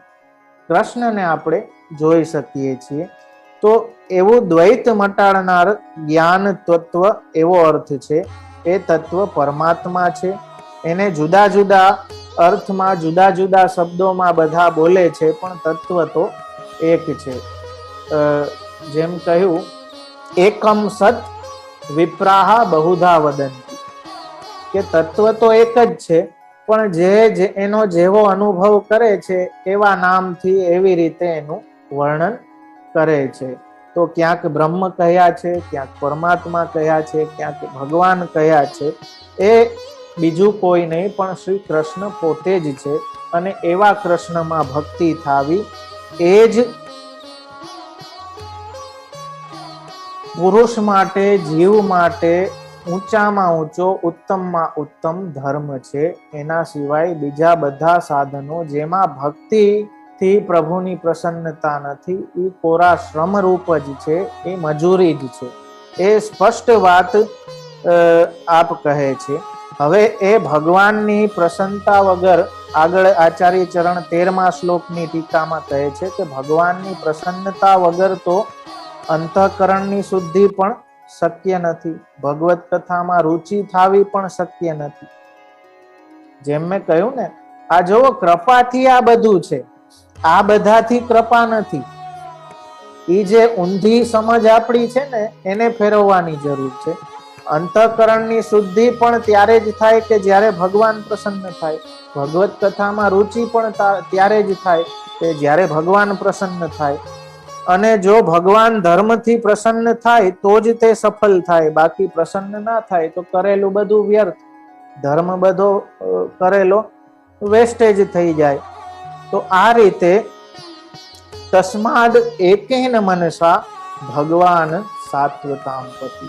આખું સાર રૂપ હવે સૂતજી કહે છે કે એક ચિત્તથી સાત્વતોના, આ કલ્યાણનો માર્ગ બતાવે છે કે એક ચિત્તથી સાત્વતોના પતિ એવા ભગવાનનું સદા શ્રવણ કરવું જોઈએ, કીર્તન કરવું જોઈએ, તેમનું ધ્યાન ધરવું જોઈએ અને પૂજન કરવું જોઈએ. શ્રોતવ્ય કીર્તિતવ્યશ્ચ ધ્યેય પૂજ્યશ્ચ નિત્યદા. એ પ્રભુનું શ્રવણ કરો, એનું કીર્તન કરો, એનું ધ્યાન કરો અને એમનું પૂજન કરો. એ જ મનુષ્ય માટે કલ્યાણકારી છે. એક ચિત્તથી કહ્યું એનો મતલબ શું? સુબોધનીજીમાં આચાર્ય ચરણ સમજાવે છે કે એક ચિત્તથી શબ્દથી એકેન મનસાથી એ વાત કહી કે બીજા બધા ધર્મોનો ત્યાગ. આ ભી કરી લઉં, ઓલું ભી કરી લઉં, ફલાણું ભી કરી લઉં, બધે હરફર કરશો તો હણા કોઈનો નહીં જેવી સ્થિતિ થશે. એટલે ચિત્ત, જેમાં ભક્તોના ચરિત્રોમાં જોવો કે ગોવિંદ સ્વામીએ કહ્યું કે મન તો એક છે, એ તો શ્રીનાથજીને આપ્યું, બીજું મન ક્યાંથી કાઢ્યું? તો એવી એક ચિત્તથી જ્યારે ભગવાનનું શ્રવણ કરો, કીર્તન કરો. હવે આજની કથામાં જેમ મેં કહ્યું, ઓલો બિચારો એક ચિત્ત થઈ જ ના શકે મનોરથ. વરી બેહવા અને સાંભળવા જાય તો વરી કાકા આવે, વરી મામા આવે, વરી ફઈ આવે, તો બધે ઉભો થઈ થઈને બધાની આગતા સ્વાગતામાં જ એની કથા આખી નીકળી જાય. તો એક ચિત્ત થઈ જ ના કે. અને આવા વાળા તો સંબંધ સાચવવા આવ્યા હોય તો એને તો એક ચિત્ત થવાનો કોઈ મતલબ જ ના હોય. એનું ચિત્ત તો ખાણી પીણીમાં હોય કે હમણાં કંઈક ખાવા પીવાનું આવે, કે કોઈ કંઈક આગતા સ્વાગતા કરે, કે કંઈક પ્રસાદ મળી જાય. પ્રસાદ આપણે એમ સમજીએ કે બુંદી, ગાંઠિયા, મોહનથાળ એ જ પ્રસાદ, એવું નથી. ભગવાન પ્રસાદ મીન્સ ભગવાનની પ્રસન્નતા. સત્સંગ તમને પ્રાપ્ત થાય છે તો એ ભગવાનનો પ્રસાદ છે. સેવા પ્રાપ્ત થાય છે તો ભગવાનનો પ્રસાદ છે. એમાં તમારી રુચિ થાય છે તો એ ભગવાનનો પ્રસાદ છે. આપણે ઓલું ખાવામાં જ ચિત્ત છે ને, એટલે મોહનથાળ ને બુંદી ને ગાંઠિયા ને એમ જ લાગે કે આ જ પ્રસાદ, આ સિવાય બીજું કઈ. પ્રસાદ એટલે પ્રસન્નતા. પ્રસિદ્ધ હતું જેમ કહ્યું ને, ભગવાન પ્રસન્ન થાય એ ભગવાનનો પ્રસાદ. તો એક ચિત્તથી બીજા બધા ધર્મોનો ત્યાગ કરીને સાંભળવું. ઈ કેવું?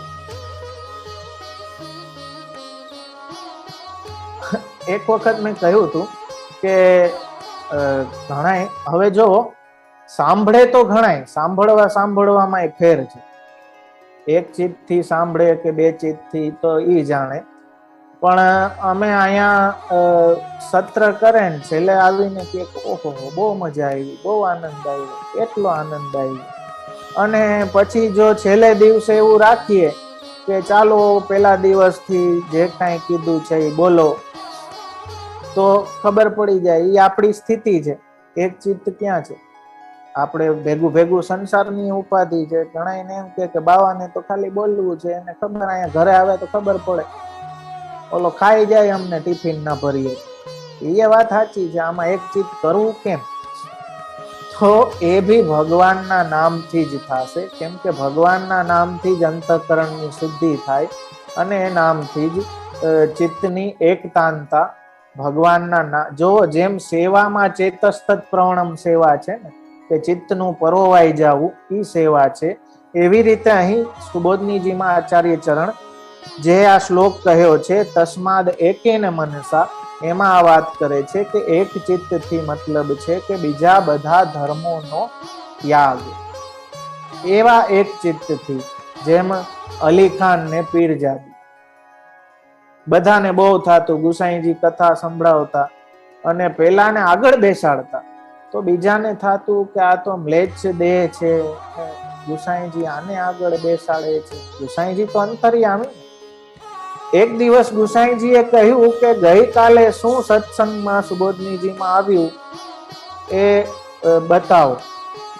તો તરત પીરજાદી ઊભી થઈ અને વિનંતી કરી કે જે દિવસથી સાંભળું છું તે દિવસથી બતાવું કે કાલનું બતાવું. જો આ એક ચિત્ત છે. એક ચિત્ત કોને કહો? પેલા દક્ષિણના છોકરાની વાર્તા આવે છે કે એક ચિત્તથી ગુસાઈજી કથા કહેતા સાંભળતા, અને ગુસાઈજી એ કથામાં કહ્યું ગૌચારણનો પ્રસંગ કે ભગવાન સાંજે બધા ગોપ ગ્વાલો સાથે ગાયો, અસંખ્ય ગાયો જે શણગારેલી છે એમની વચ્ચેથી વેણુ વગાડતા પાછા પધારે છે. ગિરિરાજજીનું આખું રત્ન જડિત સ્વરૂપ કહ્યું. છોકરો એક ચિત્તથી એવો એમાં એક તાન થઈ ગયો, એને લગ્ની લાગી ગઈ કે હવે તો આવા દર્શન કરું ત્યારે જ છૂટકો. વાર્તામાં આવે છે કે ગુસાઈજીની કૃપાથી પછી એને દર્શન થયા અને ભગવાને એને ખેંચીને પોતાની મંડલીમાં લઈ લીધો. તો એ એક ચિત્તનું એ ફલ છે મારા વાલા. તો એક ચિત્તથી ભગવાનમાં ની કથાને સાંભળવી, ત્યારે જ શુદ્ધ સત્વ પ્રગટ થયેલા ભગવાન, જે તત્વ રૂપ પેલા કયા ને બ્રહ્મેતિ પરમાત્મેતિ, એ તત્વ નું સતત શ્રવણ કરવું, એના કીર્તન કરવા. એનું જો અહીં શ્રવણ કીર્તન છે એ બાહ્ય ઇન્દ્રિયોથી છે અને ધ્યાન અને પૂજન છે એ અંતઃકરણથી છે. એટલે કે અંદર બહાર બધી ઇન્દ્રિયોને ભગવાનમાં પરોવી દેવી. શ્રોતવ્ય કીર્તિતવ્યશ્ચ ધ્યેય પૂજ્યશ્ચ નિત્યદા. બે બહારની ઇન્દ્રિયોથી કરાય તેવા એ શ્રવણ કીર્તન અને ધ્યાન અને પૂજન અંદરની ઇન્દ્રિયોથી કરાય તેવા. આ શ્રવણ વગેરેમાં બીજું કાંઈ અંતરાય ન થાય તે માટે સદા કરવાનું કહેલું છે. આ કોઈ મારા વાલા ભક્તિ નિત્યદા. શ્રોતવ્ય કીર્તિતવ્યશ્ચ ધ્યેય પૂજ્યશ્ચ નિત્યદા. નિત્ય આ કરતા રહેવાનું છે. આ કોઈ એવું નહીં કે એકાદશીના ભેગા થયા તો સત્સંગ કરી લીધો, રવિવારના આવ્યા તો સત્સંગ કરી લીધો, કે મહારાજ શ્રી સુબોધનીજી લઈને બેઠા છે તો એ 4 દી આનંદ કરી લીધો. જો કે તમારું તો નિત્ય ચાલુ જ છે, પણ એ પ્રકારનું નહીં કે ઓકેશનલી તમે કરો, પણ નિત્યદા. નિત્ય આમાં જ પરોવાયેલા રહ્યો, આમાં જ લાગેલા રહ્યો. સુબોધનીજીમાં આપ એ વાતને સમજાવે છે. તો આવી રીતે રહેવાથી શું થશે? બહુ સુંદર આપ કહે છે કે યદનુધ્યાસીના યુક્તા કર્મ ગ્રંથિ નિબંધનમ છિંદંતિ કોવિદાસ્તસ્ય કોન કુર્યાત કથારતી. આવી કથામાં કોણ પ્રેમ ના કરે? આ કેવી કથા છે? તો કહે છે કે જેના ધ્યાન રૂપ તલવારથી, જો અહીં તલવાર કહ્યું ખડક, જેની ધ્યાન રૂપ તલવારથી જ્ઞાનીઓ ના ગાંઠને બાંધનારા કર્મ જે છે એ ગાંઠોને તોડી નાખે છે. આપણે કોઈ પણ કર્મ કરીએ તો કાંઈક ગાંઠ બંધાય. પ્રારબ્ધ જેને કહીએ ને, એ સંસારની ગાંઠો બધી જે બંધાયેલી છે એને છિંદ એટલે કે એને તોડવા વાળી આ તલવાર એ ભગવાનનું ધ્યાન છે કે એ તમને સંસારાસક્ત થવા નથી દેતું. અને એ બધી જીવનની સ્થિતિ રહેતી હોવાથી માત્ર કર્મના નાશથી શું વળે એમ કોઈને શંકા થાય તો ગાંઠને બાંધનાર કહ્યું છે કે આ કર્મ કેવા છે કે એ ગાંઠો બાંધે છે અહમતા મમતાની. ગાંઠ એટલે અવિદ્યાથી ચેતન તથા જળની ગાંઠ અને મોહની ગાંઠ. આપણો મોહ નથી છૂટતો ને. ઘણા દુઃખી હોય ને આપણે કહીએ કે ભાઈ વિવેકસ્તુ હરિ સર્વમ નિજે છાત કરી. હા, જે એ તો ઠીક છે પણ દુઃખ તો થાય ને આપણા. તો એ મોહ છે. આપણે જ્ઞાન છે કે ભાઈ આ જે આવ્યો છે એ જવાનો છે, સંસારનું બધું ક્ષણિક છે, વિષયોનું સુખ ક્ષણિક છે, છતાંય આપણો મોહ છે કે એ છૂટતો નથી. અને મોહ અતિશયતાને કારણે સેવામાં હોવા છતાં કે વૈષ્ણવતામાં હોવા છતાંય સાંસારિક વિષયોમાંથી આપણો મોહ જાતો નથી. તો એ જે મોહની ગાંઠો છે, જે અવિદ્યાની ગાંઠો છે, એને કાપવા વાળી આપની આ કથા છે. એટલા માટે એ કથાને નિત્ય શ્રવણ કીર્તન કરતા રહેવું જોઈએ. કેમ કે વિષયોનું ધ્યાન બંધન કરાવનારું છે, એ ગાંઠોને બાંધવા વાળું છે. જ્યારે ભગવાનનું ધ્યાન એ ગાંઠોને તોડવા વાળું છે, એમાંથી છોડાવવા વાળું છે. તેથી એવો કોણ છે ભક્ત કે જે આવી કથામાં પ્રેમ ના કરે? આ રીતે સૂતજીએ અનેક રીતે શ્રવણ કીર્તનથી કેવી રીતે પુરુષ પવિત્ર થઈ શકે અને એ સ્વરૂપની કથાઓના શ્રવણ કરવાથી હૃદયની અંદર રહેલ જે અભદ્રો છે, એ એટલે કે જે પાપ કર્મો છે, જે દુર્ભાવો છે, એ કેવી રીતે નષ્ટ થઈ જાય એનું આખું વર્ણન બીજા અધ્યાયમાં આપે કર્યું. અને અંતમાં એ અભદ્રોનો નાશ કરવા માટે ભગવાનના ભક્તોની સેવા કરવાથી ઉત્તમ શ્લોક ભગવાનમાં શ્રદ્ધાવાળી ભક્તિ થાય છે. એમ કહ્યું કે આવી ભક્તિ ભગવાનમાં ક્યારે સિદ્ધ થાય કે જ્યારે એમના ભક્તોની કૃપા થાય. આચાર્યચરણ નિરોધ લક્ષણમાં આજ્ઞા કરે ને કે મહત્તામ કૃપયા યાવત ભગવાન દયયિષ્યતિ. એ ભક્તોની કૃપા થવાથી ભગવાનની કૃપા થાય છે અને ભગવાનમાં એવી શ્રદ્ધાવાળી ભક્તિ થાય છે. એવી નૈષ્ઠિકી ભક્તિ એટલે એનો અર્થ સુબોધનીજીમાં આચાર્યચરણ કરે છે કે ભારેમાં ભારે વિઘ્ન આવવા છતાં પણ ચલિત ન થાવું તે નિષ્ઠા. એવી જેણે નિષ્ઠા પ્રાપ્ત કરેલી છે એ નૈષ્ઠિક. જો મેરે યહ લોક જાયગો ઓર પરલોક ન શાયરી નંદ નંદન કો તો ના ચાંડુ મિલુંગી નિશાન બજાય. એવી નિષ્ઠા કે જીવનમાં ગમે એટલી ઉથલ પાથલ થઈ જાય, ભારેમાં ભારે વિઘ્ન આવી જાય. ગઈકાલે બી મેં કહ્યું હતું કે વિઘ્ન ના આવે કે બીમારી ના આવે કે કોરોના ના આવે એ પુષ્ટિ નથી, પણ એ આવ્યા છતાં પણ આપણો ભાવ હલે નહીં, અડગ રહીએ, એ પુષ્ટિ છે મારા વાલા. તો એવી નૈષ્ઠિકી ભક્તિ કે જે કેવા પણ પરિસ્થિતિમાં ક્યારેય ચલિત ના થાય, ડગે નહીં.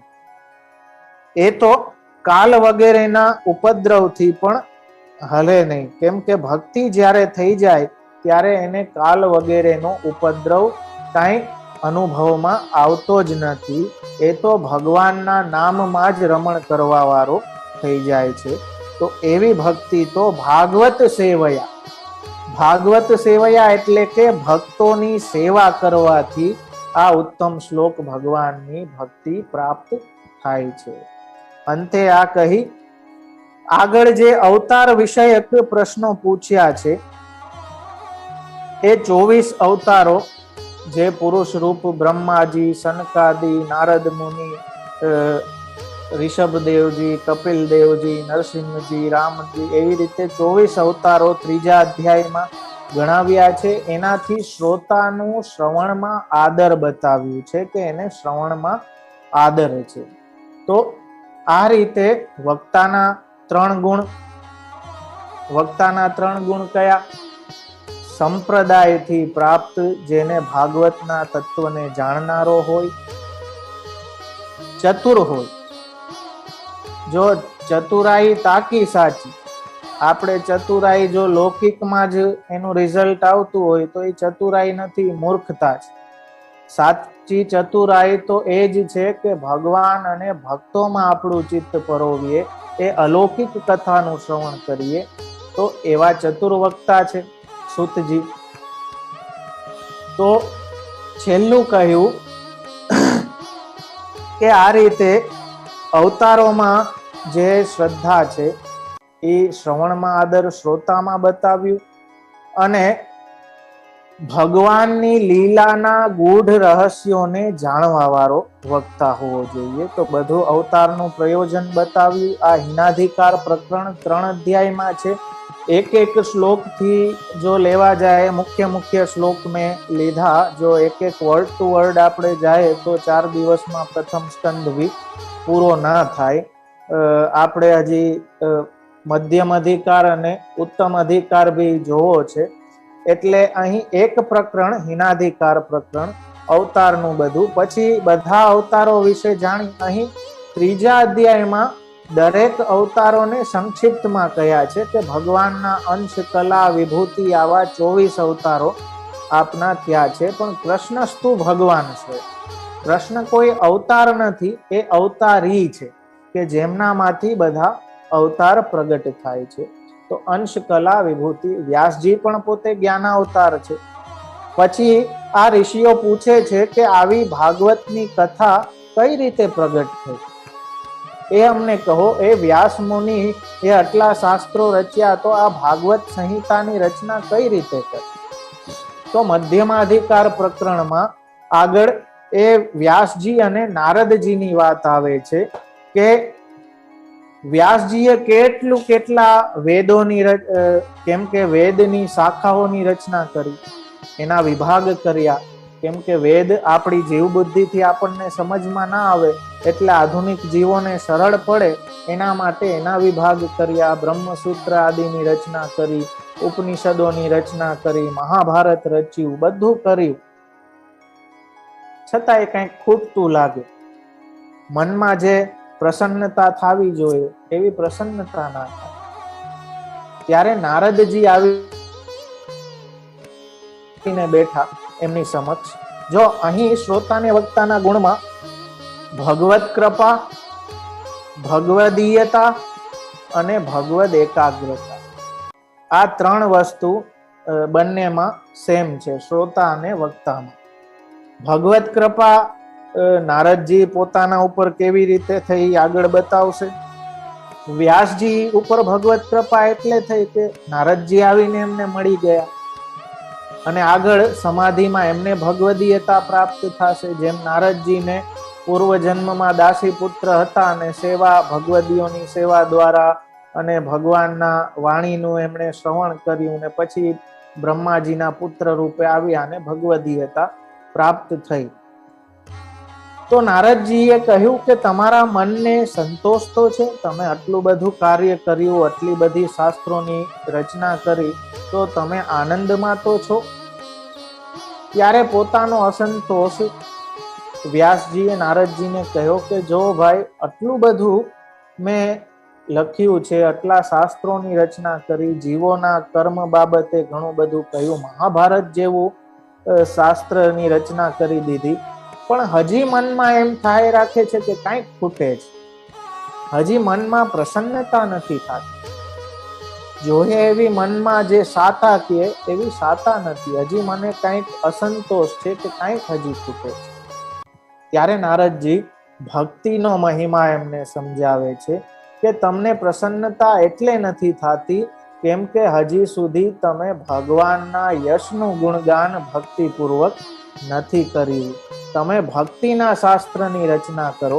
બ્રહ્માજીએ જે ચતુશ્લોકી ભાગવત નારદજીને આપી, એ નારદજીએ વ્યાસજીને સંભળાવી અને સમાધિ માટે એમને પ્રેરિત કર્યા. એ ભક્તિને હૃદયમાં ધારણ કરી અને વ્યાસજીએ સમાધિ લગાવી. એ સમાધિ લગાવતા જ પ્રકૃતિ પુરુષ પરબ્રહ્મમાંથી અક્ષર બ્રહ્મ એમાંથી સૃષ્ટિની રચના એ આખો ક્રમ એમને બધા મન્વંતરો બધા કલ્પ બધી પ્રકારની સૃષ્ટિ બધી લીલાઓના એમને સમાધિમાં દર્શન થવા લાગ્યા. અને ત્યારબાદ એમણે એ સમાધિ ભાષા શ્રીમદ ભાગવતની રચના કરી અને જે એમણે સુખદેવજીને પોતાના પુત્ર અને એ સંહિતા અધ્યયન કરાવી ભણાવી. તો નારદજીએ ભક્તિનો મહિમા કહેતા કહ્યું કે જોવો હું પણ પેલા એક પૂર્વજન્મમાં દાસીનો પુત્ર હતો. એ દાસીનો પુત્ર હોવાને કારણે હું આશ્રમમાં રહેતો અને મારી માતા ત્યાં આશ્રમમાં બધું કામ કરતી અને ત્યાં કેટલા ઋષિઓ મુનિઓ આવીને બધું સત્સંગ કરતા અને એ સત્સંગનો લાભ મને મળ્યો. એ સત્સંગનો લાભ મળવાથી મારી ભગવાનમાં પ્રીતિ થઈ, ભગવાનના ગુણોને સાંભળવામાં મને પ્રેમ પ્રગટ થયો. અને ત્યારબાદ અમુક સમયે એ બધા ઋષિઓ તો ચાલ્યા ગયા અને મારી માતાનું મારા સિવાય તો કોઈ હતું નહીં, એટલે એને છોડીને હું જઈ શકું એમ નહોતો. પછી કાળક્રમે એવું થયું કે મારી માતાને સર્પે દંશ માર્યો અને મૃત્યુ પામ્યો. એટલે હવે હું છૂટો થઈ ગયો. તો હું આશ્રમ છોડીને ભગવાનના નામ લેતો લેતો ફરવા લાગ્યો. એક જગ્યાએ બેસી અને ભગવાનનું સતત નામ લીધું, કેમ કે પ્રભુના ગુણોમાં જ મારી રુચિ અને પ્રેમ સત્સંગના કારણે થઈ ગયો. તો મને મનમાં જ ભગવાનની એ અલૌકિક છવિના દર્શન થયા અને એનાથી એટલો બધો આનંદ મારી અંદર પ્રગટ થઈ ગયો. પણ બીજા જ ક્ષણે ભગવાન અંતર્ધ્યાન થઈ ગયા અને મને ખૂબ જ ક્લેશ થયો કે ભગવાનના આવા દર્શન મને ક્યારે થશે. એ તાપમાં જ્યારે હું હતો ત્યારે મને ભગવાનની અલૌકિક વાણી સંભળાણી કે આ જન્મમાં તો તું મારા દર્શનનો અધિકારી નથી, પણ જ્યારે સમય આવશે ત્યારે આવતા જન્મમાં તું મારી ભક્તિને પ્રાપ્ત કરીશ, પણ તું આ સંસારમાં ક્યાંય ચલિત નહીં થા એવો આશીર્વાદ મને આપ્યા. ત્યારબાદ દેહ છોડવાની હું રાહ જોવા લાગ્યો કે હવે કાળક્રમે ક્યારે મૃત્યુ આવે ને ક્યારે મને ભગવાનની ભક્તિ પ્રાપ્ત થાય.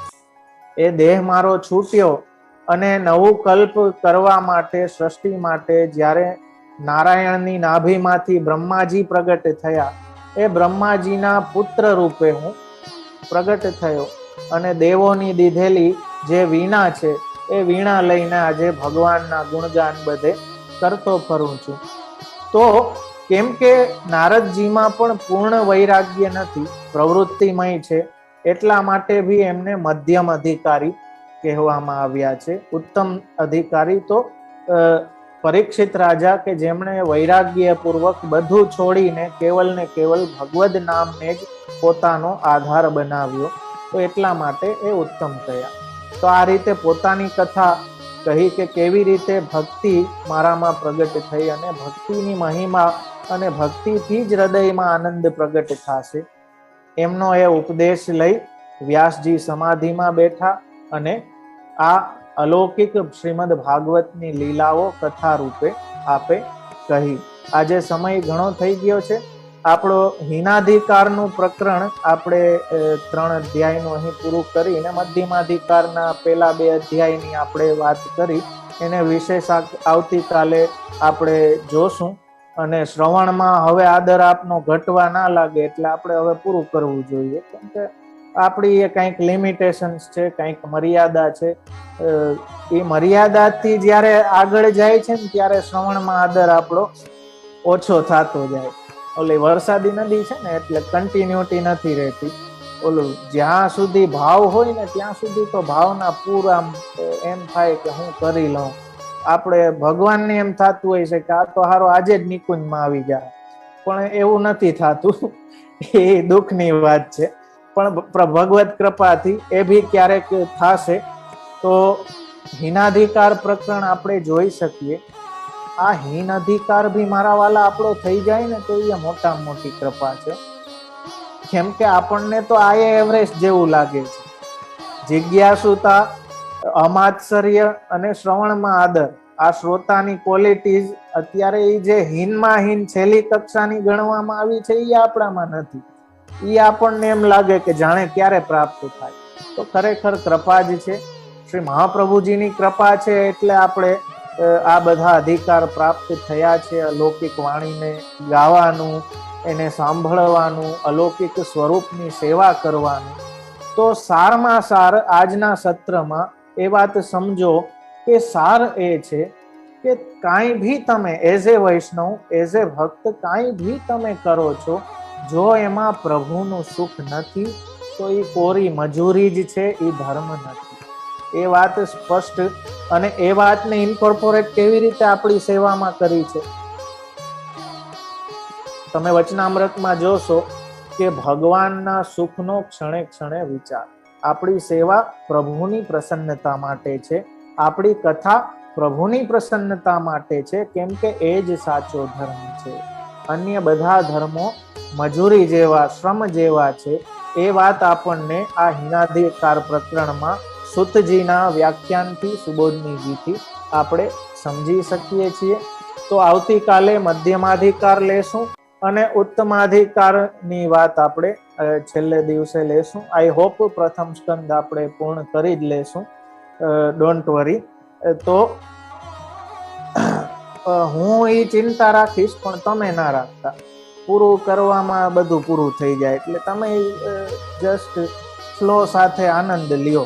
જે આવે એ વધાવો, પછી જે આવે એ મહાપ્રભુજીની ઈચ્છા. કેમ કે ધાયરું ધણીનું થાય. ઘણી વખત એવું થાય કે મારે આ બોલવું છે, મારે ઓલું બોલવું છે, ને હું લખી લખીને પેજના પેજ ભરી નાખું. ઓલી વરસાદી નદીની જેમ પૂર આવે ને એમ થાય કે આ બધું બોલી નાખ્યું, એ કાંઈ આવે જ નહીં, કંઈક બીજું જ નીકળે. મને એમ થાય કે ઓલી ખોટી મજૂરી કરીને આટલા પાના ભર્યા, એ કાંઈ તો બોલાણું જ નહીં. તો એવું છે કે ભગવાન જેટલું ધારે એટલું હું બોલી શકું, એ જેટલું ધારે એટલું તમે સાંભળી શકો, એ જેટલું ધારે એટલું આપણે સમજી શકીએ, અને એ જેટલું ધારે એટલું આપણે હૃદયારૂઢ કરી શકીએ. આ બધો સારનો સાર છે. તો એમની કૃપાથી જ સાધન થાય છે અને એમની કૃપાથી જ ફલનો અનુભવ થાય છે. એ કૃષ્ણ લીલા રૂપ આ શ્રીમદ ભાગવતના પ્રથમ સ્કંદને આપણે આવતીકાલે ફરી મધ્યમાધિકાર પ્રકરણમાં આગળ વધારશું. આજના ક્રમને આપણે વિરામ આપશું. આશ્રયનું પદ ગાન કરી. દ્રઢઈન ચરણ કેરો ભરોસો, દ્રઢઈન ચરણ કેરો, શ્રી વલ્લભનખ ચંદ્ર છટાબીન,